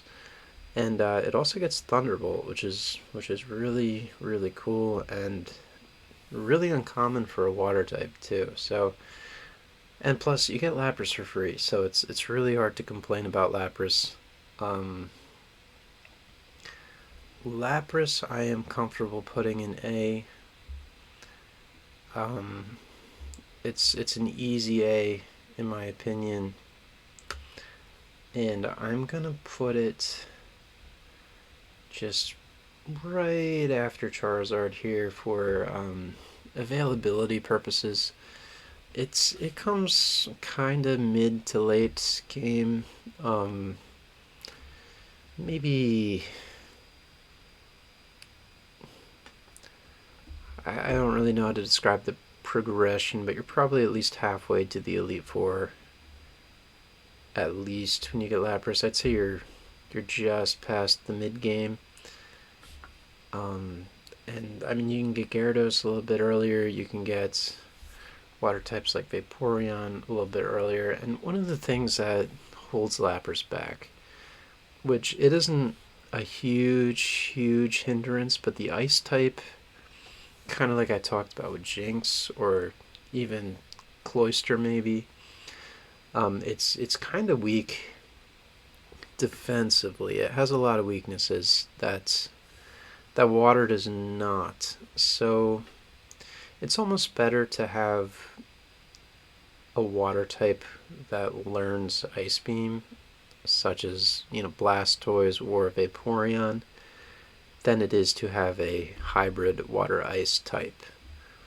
And that's especially true if it's just for Lance and his dragon types, because I mean that Ice Beam's going to be 4 times effective against a trainer like Lance. So at that point you're doing so much damage that it almost doesn't really matter if it's a stab move or not. It's just I don't know. Don't get me wrong, Lapras is extremely good, but I don't necessarily like that ice is included in its defensive profile because yeah, I do think Lapras would be maybe a little bit better if it were a pure water type, and kept everything else. Which, yeah, I don't know. Maybe that's a subject for another video. I'm sure a lot of people disagree with me because the extra stab damage is quite nice offensively, but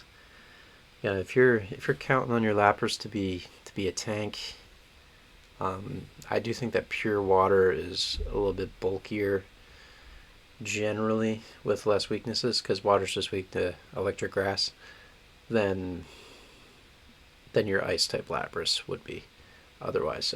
So yeah, sorry for the tangent there, but yeah, Lapras A tier, super easy, super good Pokemon. Despite what I just said about it, just really really solid pick overall. I would throw this on really any team and not feel bad about it. All right, Ditto. Um, I think this might be the only Pokemon in the game that I'm going to rank lower than Lickitung. So this is keep in mind this is in-game story progression Ditto, not like goof around with your friends Ditto. And there is a difference there because Ditto transforms into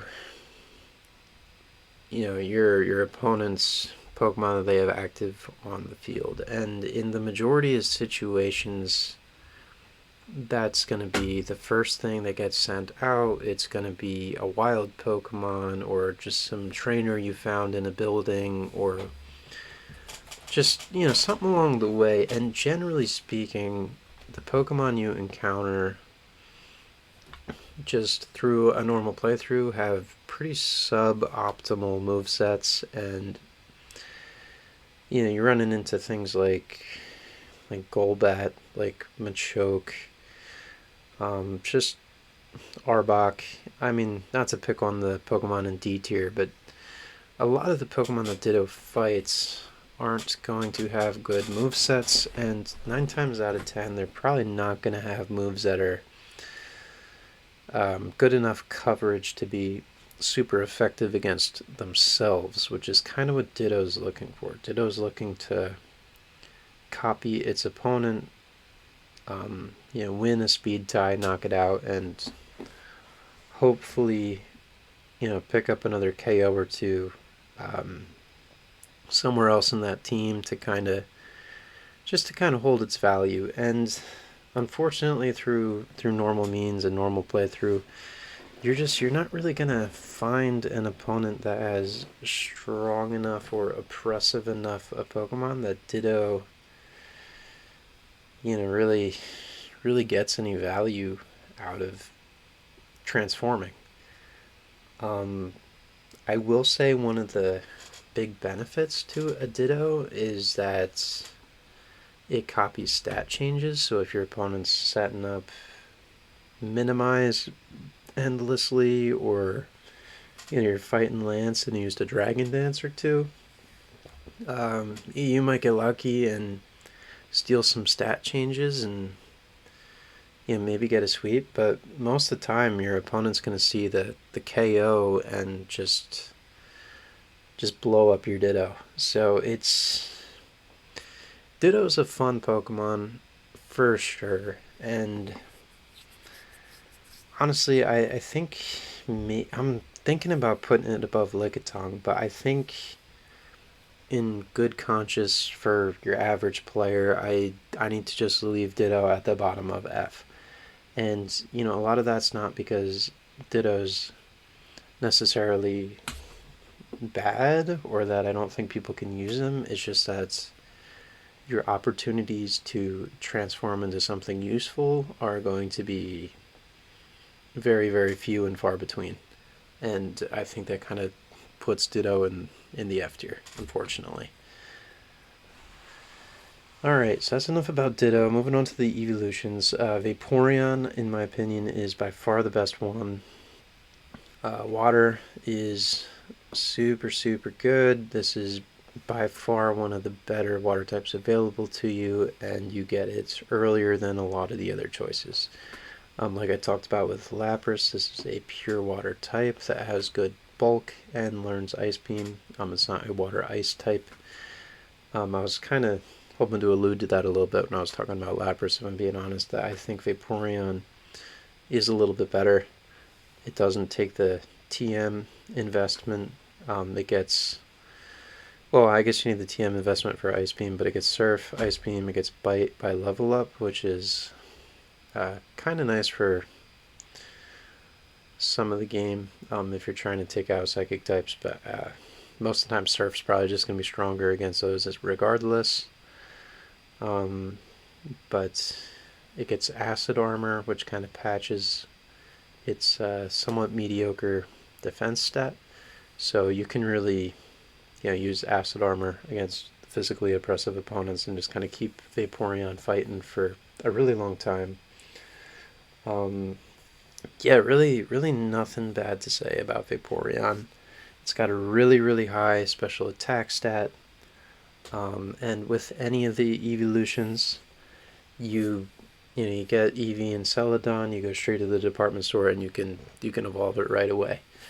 One of the cooler things about Vaporeon that I like is you probably still have your Water Pulse TM from Misty, so you can evolve your Eevee, immediately teach Water Pulse, and before you know it, you have a Vaporeon that's putting in work on your team. Super, super good. I think this is probably the best water type, unless you chose Blastoise, just to kind of, round out your team with. That being said, Gyarados, Lapras, super good options, but yeah, I think Vaporeon kind of takes the best advantage of its stab moves. Just really, really does a good job. Very well rounded. Surf, Ice Beam, can't go wrong. Just a lot better than the rest that do a similar role. And because of all that, I'm going to put it all the way in A, right behind Nidoqueen. And yeah, I'm actually very happy with that placement. I think I might actually move Gyarados down too. I think it belongs on this side of Dodrio.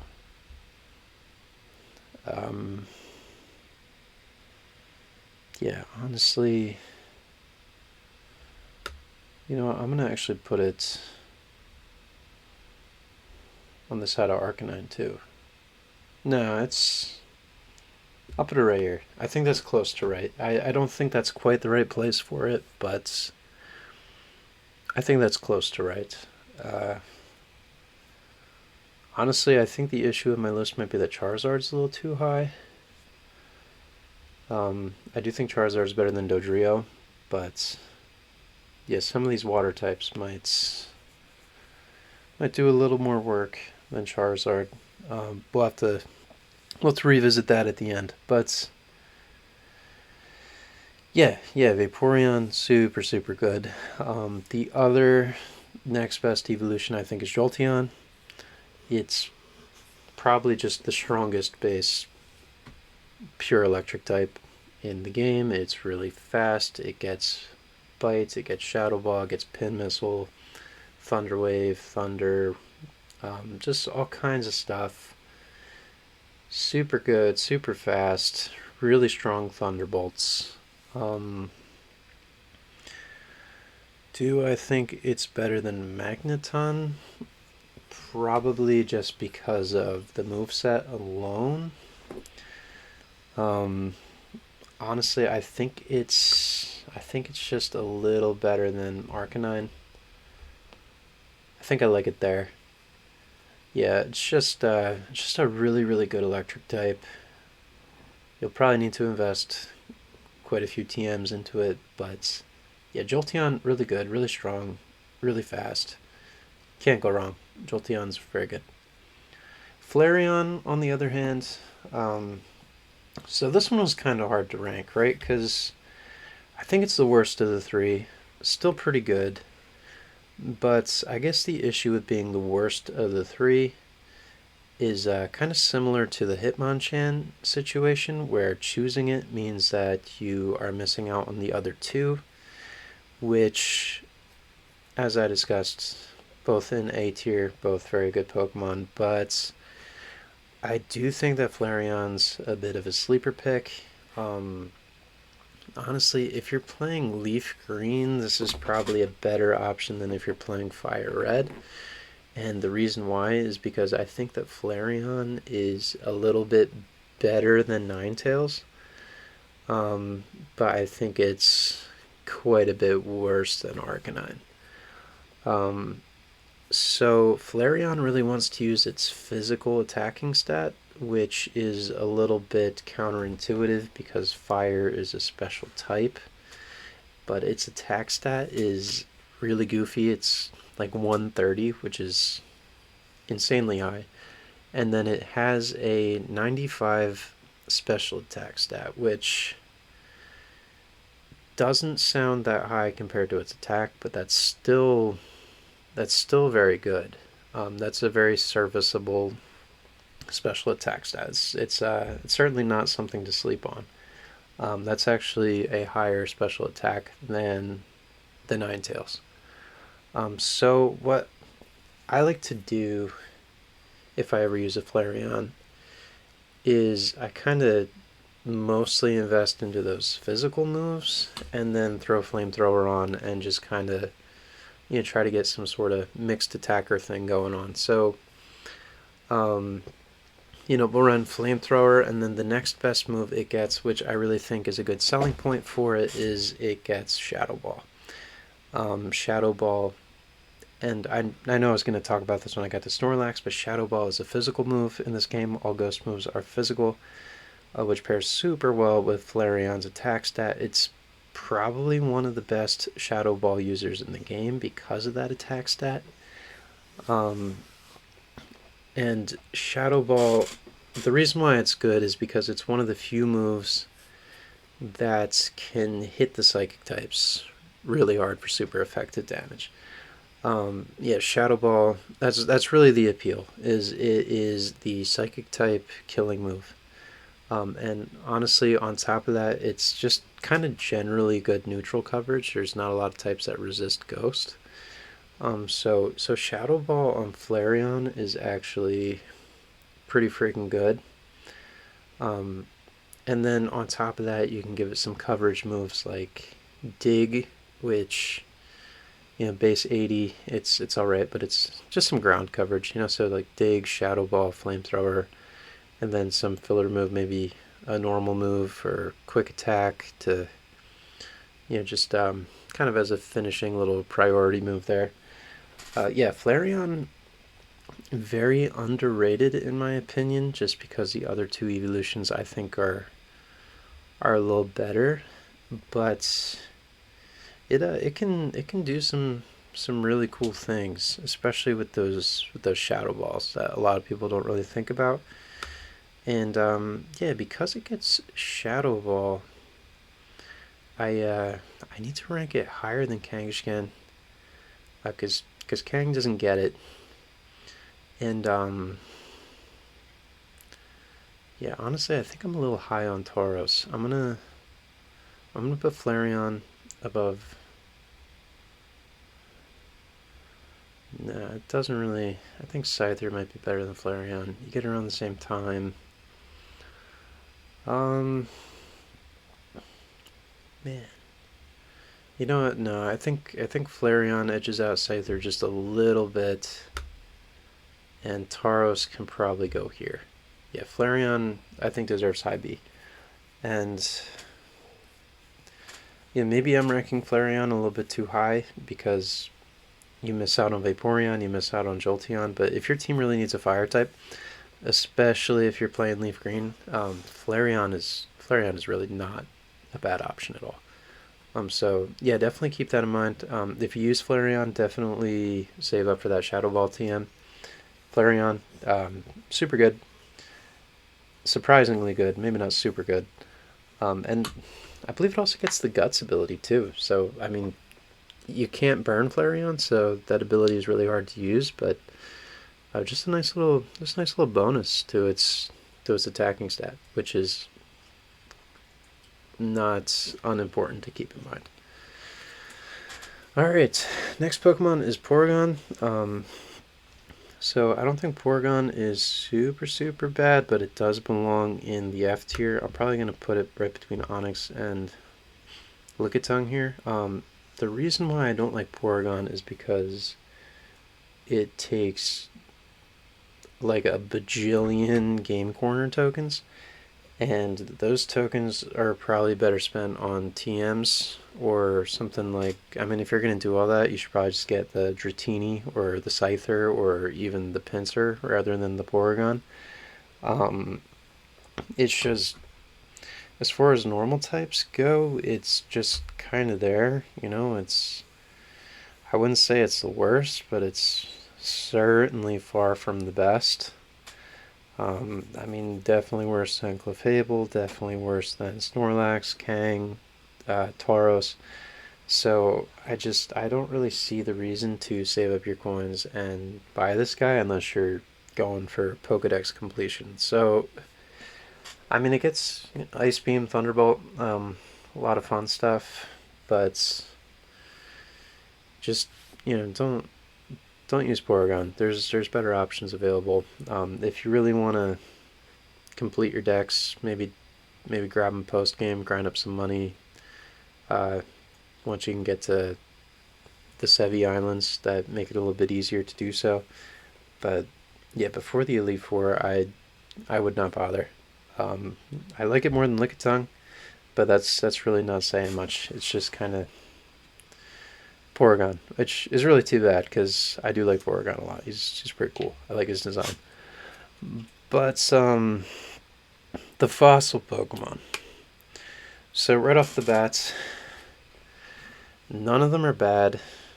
The biggest issue with them is that you get them at Cinnabar Island at level 5.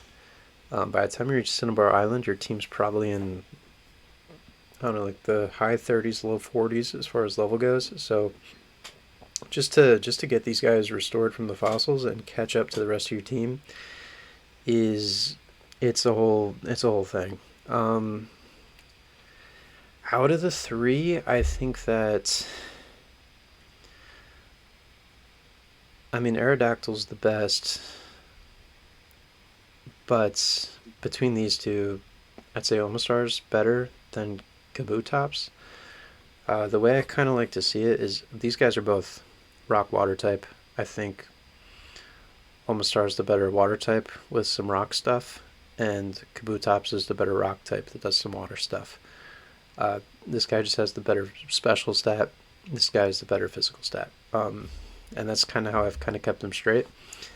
And water is a better typing than rock, just objectively. So Omastar kind of scores some more points for me. Omastar does pretty okay. I mean, if you train it up immediately, you can use it against Blaine, you can use it against Giovanni. It does okay against Lorelei because you can beat the ice types with some rock moves. It resists ice pretty well, being water rock as well. It doesn't do great against Bruno, but it does pretty okay against the rest of the Elite Four and the Lance, particularly with the flying types. It does alright with the rock moves. So I think this is going to have to rank a little bit higher than Kabutops, but it still goes in D tier. It's probably going to go right here between Magmar and Farfetch'd. And then Kabutops is going to have to go. It's probably down here with Rapidash, if I'm being honest. I like Kabutops more design-wise, and I think he's really cool. I've always thought he's really cool, but it's just, by the time you get him, not worth it. Honestly, same with Omastar. By the time you get him, it's just not worth it. And broken record here, Aerodactyl's a little bit better, performs better into the league, but it's going in C because it's better than these guys, but he's just not worth it at all. I mean, if you want to use one, or you love Aerodactyl or whoever, great. Aerodactyl's a little bit higher just because it gets those rockhead double edges. It's fast. I mean, one of the other things about Aerodactyl is you probably want to put Rock Slide on him. And if you want to put Rock Slide on Aerodactyl, you're going to have to postpone using the Tutor and Rock Tunnel. And you probably want to put Rock Slide on something else sooner so you have it for more of the game, because that's just a very good coverage move, especially on something like Primeape, or I mean even your Nidoking or Golem or whatever. So I just, I don't know. I mean, Ancient Power is fine, but you really got to plan out if you're gonna try to throw an Aerodactyl into your team at the very end. So yeah, that's my ranking for the fossils. I probably wouldn't recommend any of them, but Aerodactyl is definitely decent. Probably puts in the most work in the league, which is where it's the most relevant. So if you were to do any of the three, that's probably the one I'd focus on. Omastar is fun, Lord Helix himself, but yeah, I wouldn't bother. I'd go Vaporeon or Lapras if you really need a strong water type and you don't have Blastoise. Alright, so Snorlax I genuinely think belongs in the top of S. I kind of alluded to this guy ranking pretty highly before because it has Shadow Ball. And I truly think Shadow Ball is an absolute must, because Shadow Ball is just the best option that most Pokemon get into Psychic types. You could argue that Megahorn is a pretty good answer to Psychic types. Megahorn is just, it's not that accurate, and quite frankly I think it's a little less widely distributed. If you don't put Shadow Ball on Snorlax, or even if you want to supplement Snorlax's Shadow Ball, Nidoking gets it. I probably should have mentioned that sooner. I don't usually put Shadow Ball on Nidoking because I usually just wait until it gets Megahorn. But that is an option you have. And Nidoking's also weak to Psychic, so I don't normally leave that in against Psychic types. But yeah, Snorlax, it doesn't resist Psychic, but it is extremely specially defensive naturally. So, Snorlax can take a hit from one of these strong Psychic types, retaliate with a Shadow Ball, knock it out, and it can really just kind of do that all day. It gets strong options in Return, Body Slam. I like Return a little bit more, and the reason why is because it's got a stronger base power. Body Slam has a chance to paralyze, but on my Snorlaxes I often run the move Yawn as well, which puts your opponent to sleep, and I don't typically run more than one status move on a Pokemon at a time because there's a little bit of an anti-synergy or little move lock up there. So I don't want to be paralyzing things I want to put asleep, and vice versa. And sometimes I like just running Rest on Snorlax because Rest restores health, restores status condition.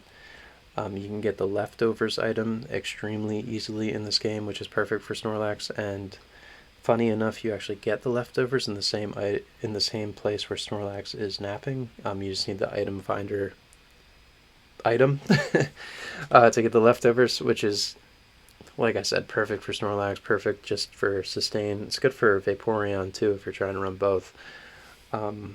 Or just really any bulky Pokemon loves Leftovers. It's one of the best held items you can get. But yeah, with Snorlax, I mean, really the only coverage you need is Shadow Ball for the Gengars of the world, the Agathas of the world, and Return, because Return just, hits everything super, super hard on the physical side. Just strongest stab option that guy gets, and if you're in a pickle, you can yawn your way out of it. Snorlax, super good, easily top 5 Pokemon. I think it's going to remain at the top of S. A lot of people say it's overrated, it's a little too slow, but I mean, I cannot think of anything better to use against the psychic types of Kanto, and the psychic type of Kanto is the most oppressive part of the game. So, looking at my S tier, I think I'm just going to move Nidoking a little bit below Executor, but I'm liking that placement so far. I do think that Psychic has a huge chokehold on the game, and Snorlax is arguably the best answer unless you have some sort of like calm mind crazy nonsense with your Alakazam or something to take out those Psychic types. Alright, Articuno. I'll go through the legendaries pretty quickly because some people probably aren't interested in using these. Just because it kind of feels, I don't know, people do like using legendaries. I never do because it makes the game feel a little too easy, but to each their own. Articuno, very good. I think I'm going to put it above Arcanine, below Jolteon. Ice, super good. Articuno's a little bulkier than meets the eye. Ice Flying is decent. You just, Ice Beam everything. Really good. I don't think I have to speak much more about just clicking Ice Beam, but yeah, Articuno, super solid. You get it pretty late though, but it's honestly matches up pretty well into the Pokemon League, so yeah, consider using it. It's good. It's legendary. Articuno. Moving on, Zapdos is the best of the three by far. You get it the soonest. You can get it right after you get Surf. I'm putting it in S tier for that reason. And I actually think it's going to go at the bottom of S, just because there's other electric types available. You probably have a flying type on your team. It's good enough to be in S, but it's not so good that the other options become obsolete because Zapdos exists. That being said, it's probably the best choice as far as an electric type goes. It's if you're using legendaries and you need an electric type, this is the way to go. I would swap any of the other birds off the team immediately to pop Zapdos in. And then lastly is Moltres. You get this somewhat early. Not really. No, you get it pretty late actually. So I can't remember if you get this before or after Blaine, but regardless, it doesn't really help with Blaine, so I don't think that affects my ranking at all. So the problem with Moltres is kind of the problem Charizard has, in that it really falls off kind of late, because Fire doesn't really do much against the Elite Four. And the cool thing with Charizard, at least, and the reason why it's probably remaining in the A tier and I haven't moved it down, is that Charizard's flying moves are good for Bruno. Its fire moves do decent work against Lorelei, and then it gets Dragon Claw for Lance. And I mean, it does pretty neutral into Agatha, and it's good for the champion fight, I suppose. Assuming you see that Executor or whatever, but Moltres does not get Dragon Claw, and Moltres is obtained at a really weird time in the game to add a fire type. It's kind of got the Magmar problem, except it's better than Magmar because it's a legendary, right? So, I don't think I can place it below the B tier because it has legendary Pokemon stats. but I think it's only going to go right here above Haunter, which is probably a lot lower than people expect it to go. Moving on to Dragonite, it kind of has the similar issue that a lot of these late game Pokemon get. And oh, yeah, Dragonite's the last Pokemon on the list. Cool. So yeah, long story short, Dragonite's really good, but it needs to be level 55 to be a Dragonite, and it's like not super great as Dragonair. So really, if you're using Dragonite, it's because you like Dragonite a lot and you want something strong to bring to the Elite Four, and that's super cool. But I guess as far as tier lists and availability and my ranking system goes, um, it's gonna score a lot lower than it probably should, just because you can't use this until the very end. You're really only bringing this to the Elite Four, and even then, Lorelei has a team full of ice types, which are kind of weak to if you haven't been told. Lance's dragon types do a pretty good amount of work against you unless you outspeed. And then I guess it performs well against pretty much everything else, but just you're gonna have to put in a lot of grinding, a lot of work just to get this guy on your team and online in time for the Elite Four challenge. And there's a lot of other Pokemon that exist that take less effort and perform better, such as an easy example is Starmie. You just put a Water Stone on that guy, slap all the TMs in the world on him, and call it good. Or, if you want to go even easier than that, grab Jinx, or, I mean, one of the better water types, Executor. Just to name a few, really anything A or above might fit that bill. But yeah, in my opinion, it's just not worth it. It's cool to be the only dragon type in the game, but if you're looking for something to challenge the league, there's better options that take less work.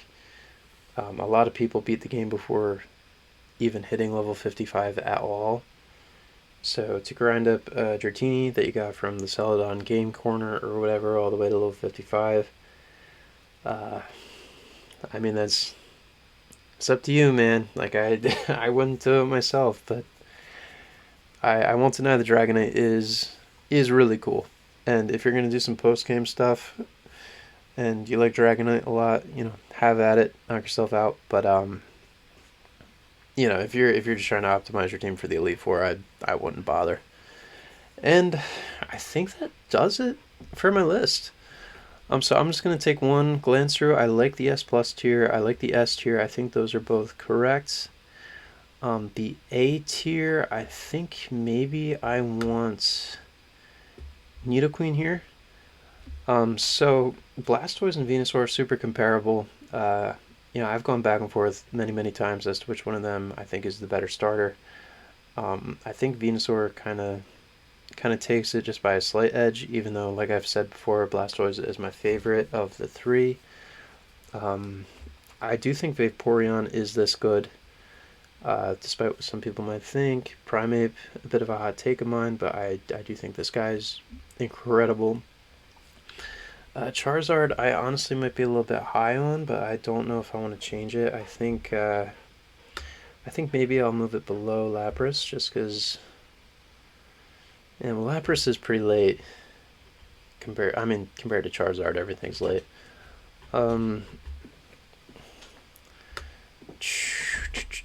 That's a tough one. Yeah, these guys are they're kind of even.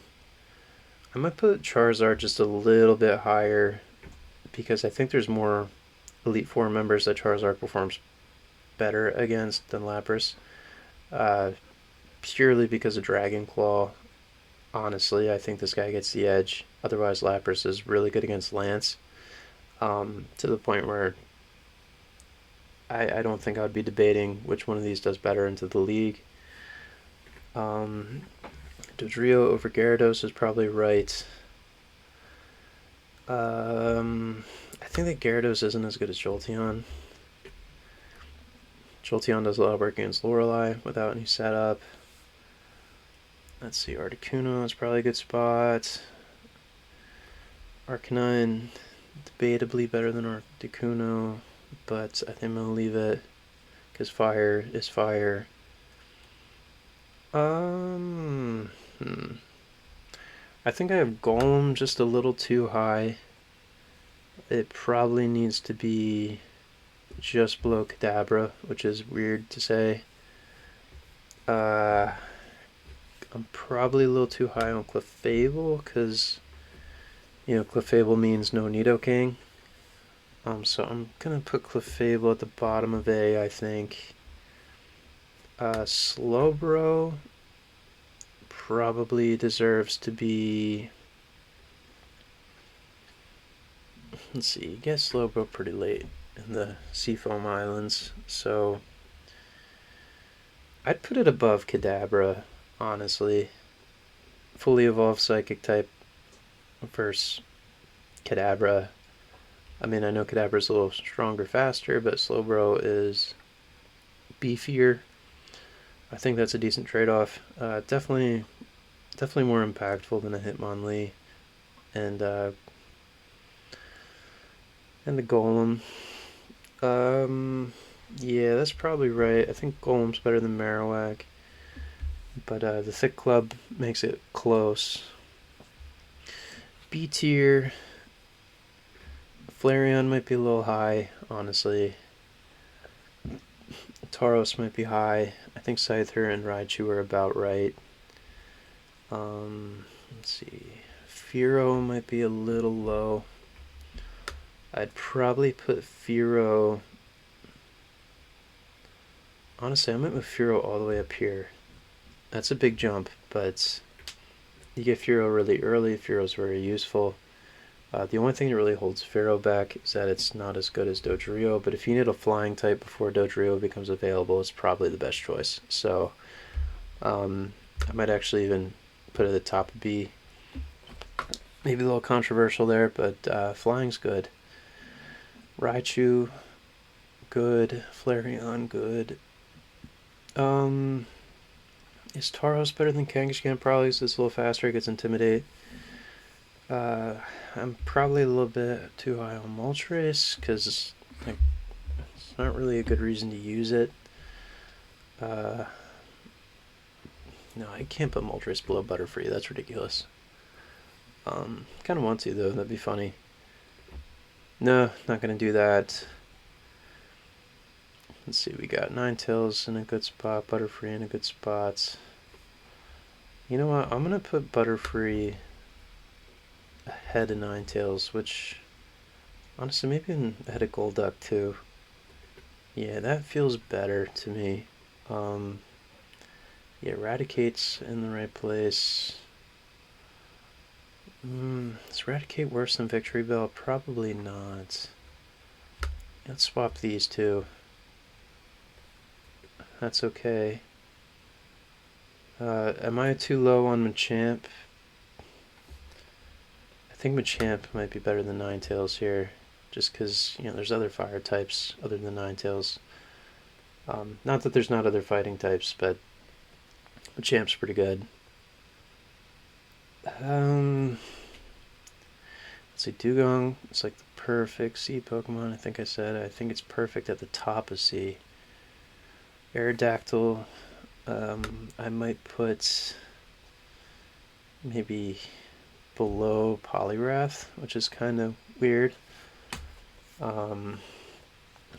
Above Electrode, because they kind of fill the same role as being just really fast. You know what? This is ridiculous, but Electrode goes before Aerodactyl because they fill the same role, just being really fast. I think I talked myself into it.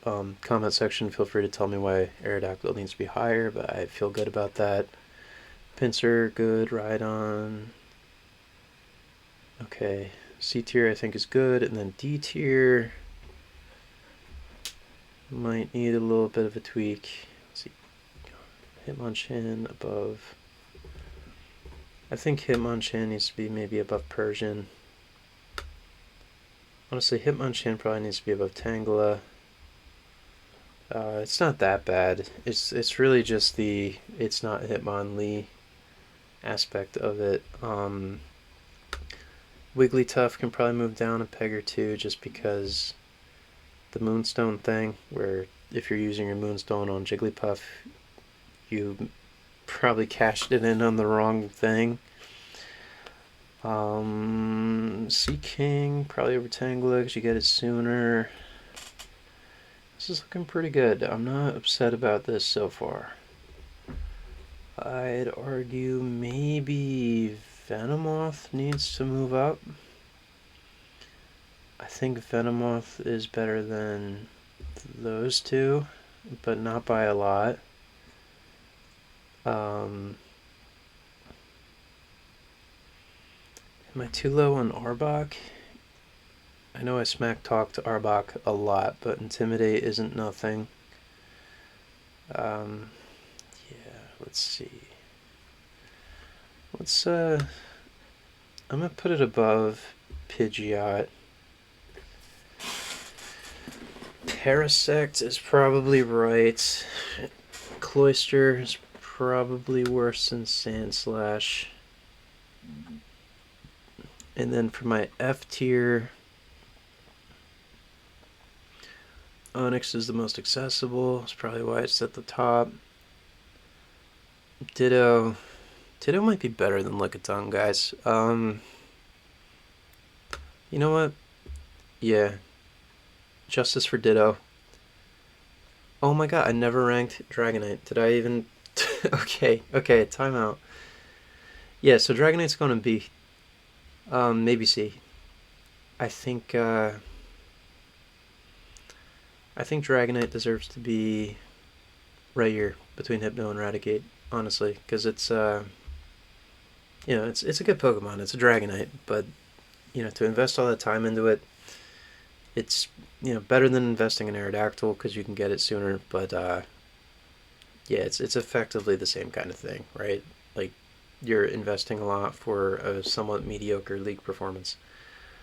And alright, this is the list. So this is the timestamp. Y'all can skip ahead to. Yeah, obviously at the top, Alakazam, and way at the bottom, that's the Lickitung tier. We got our garbage mons.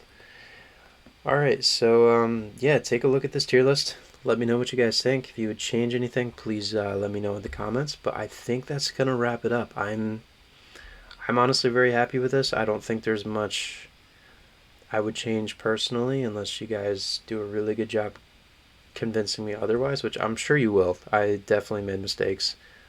So, y'all can let me know why I'm sleeping on Seadra or something. But yeah, thank you for watching. I know this was a long one. For those of you who watched from the beginning, shout out to you guys for not skipping through all my reasoning and whatnot. I hope it was somewhat entertaining. But yeah, appreciate you guys. Thanks for watching, and I'll catch you next time. Thank you very much.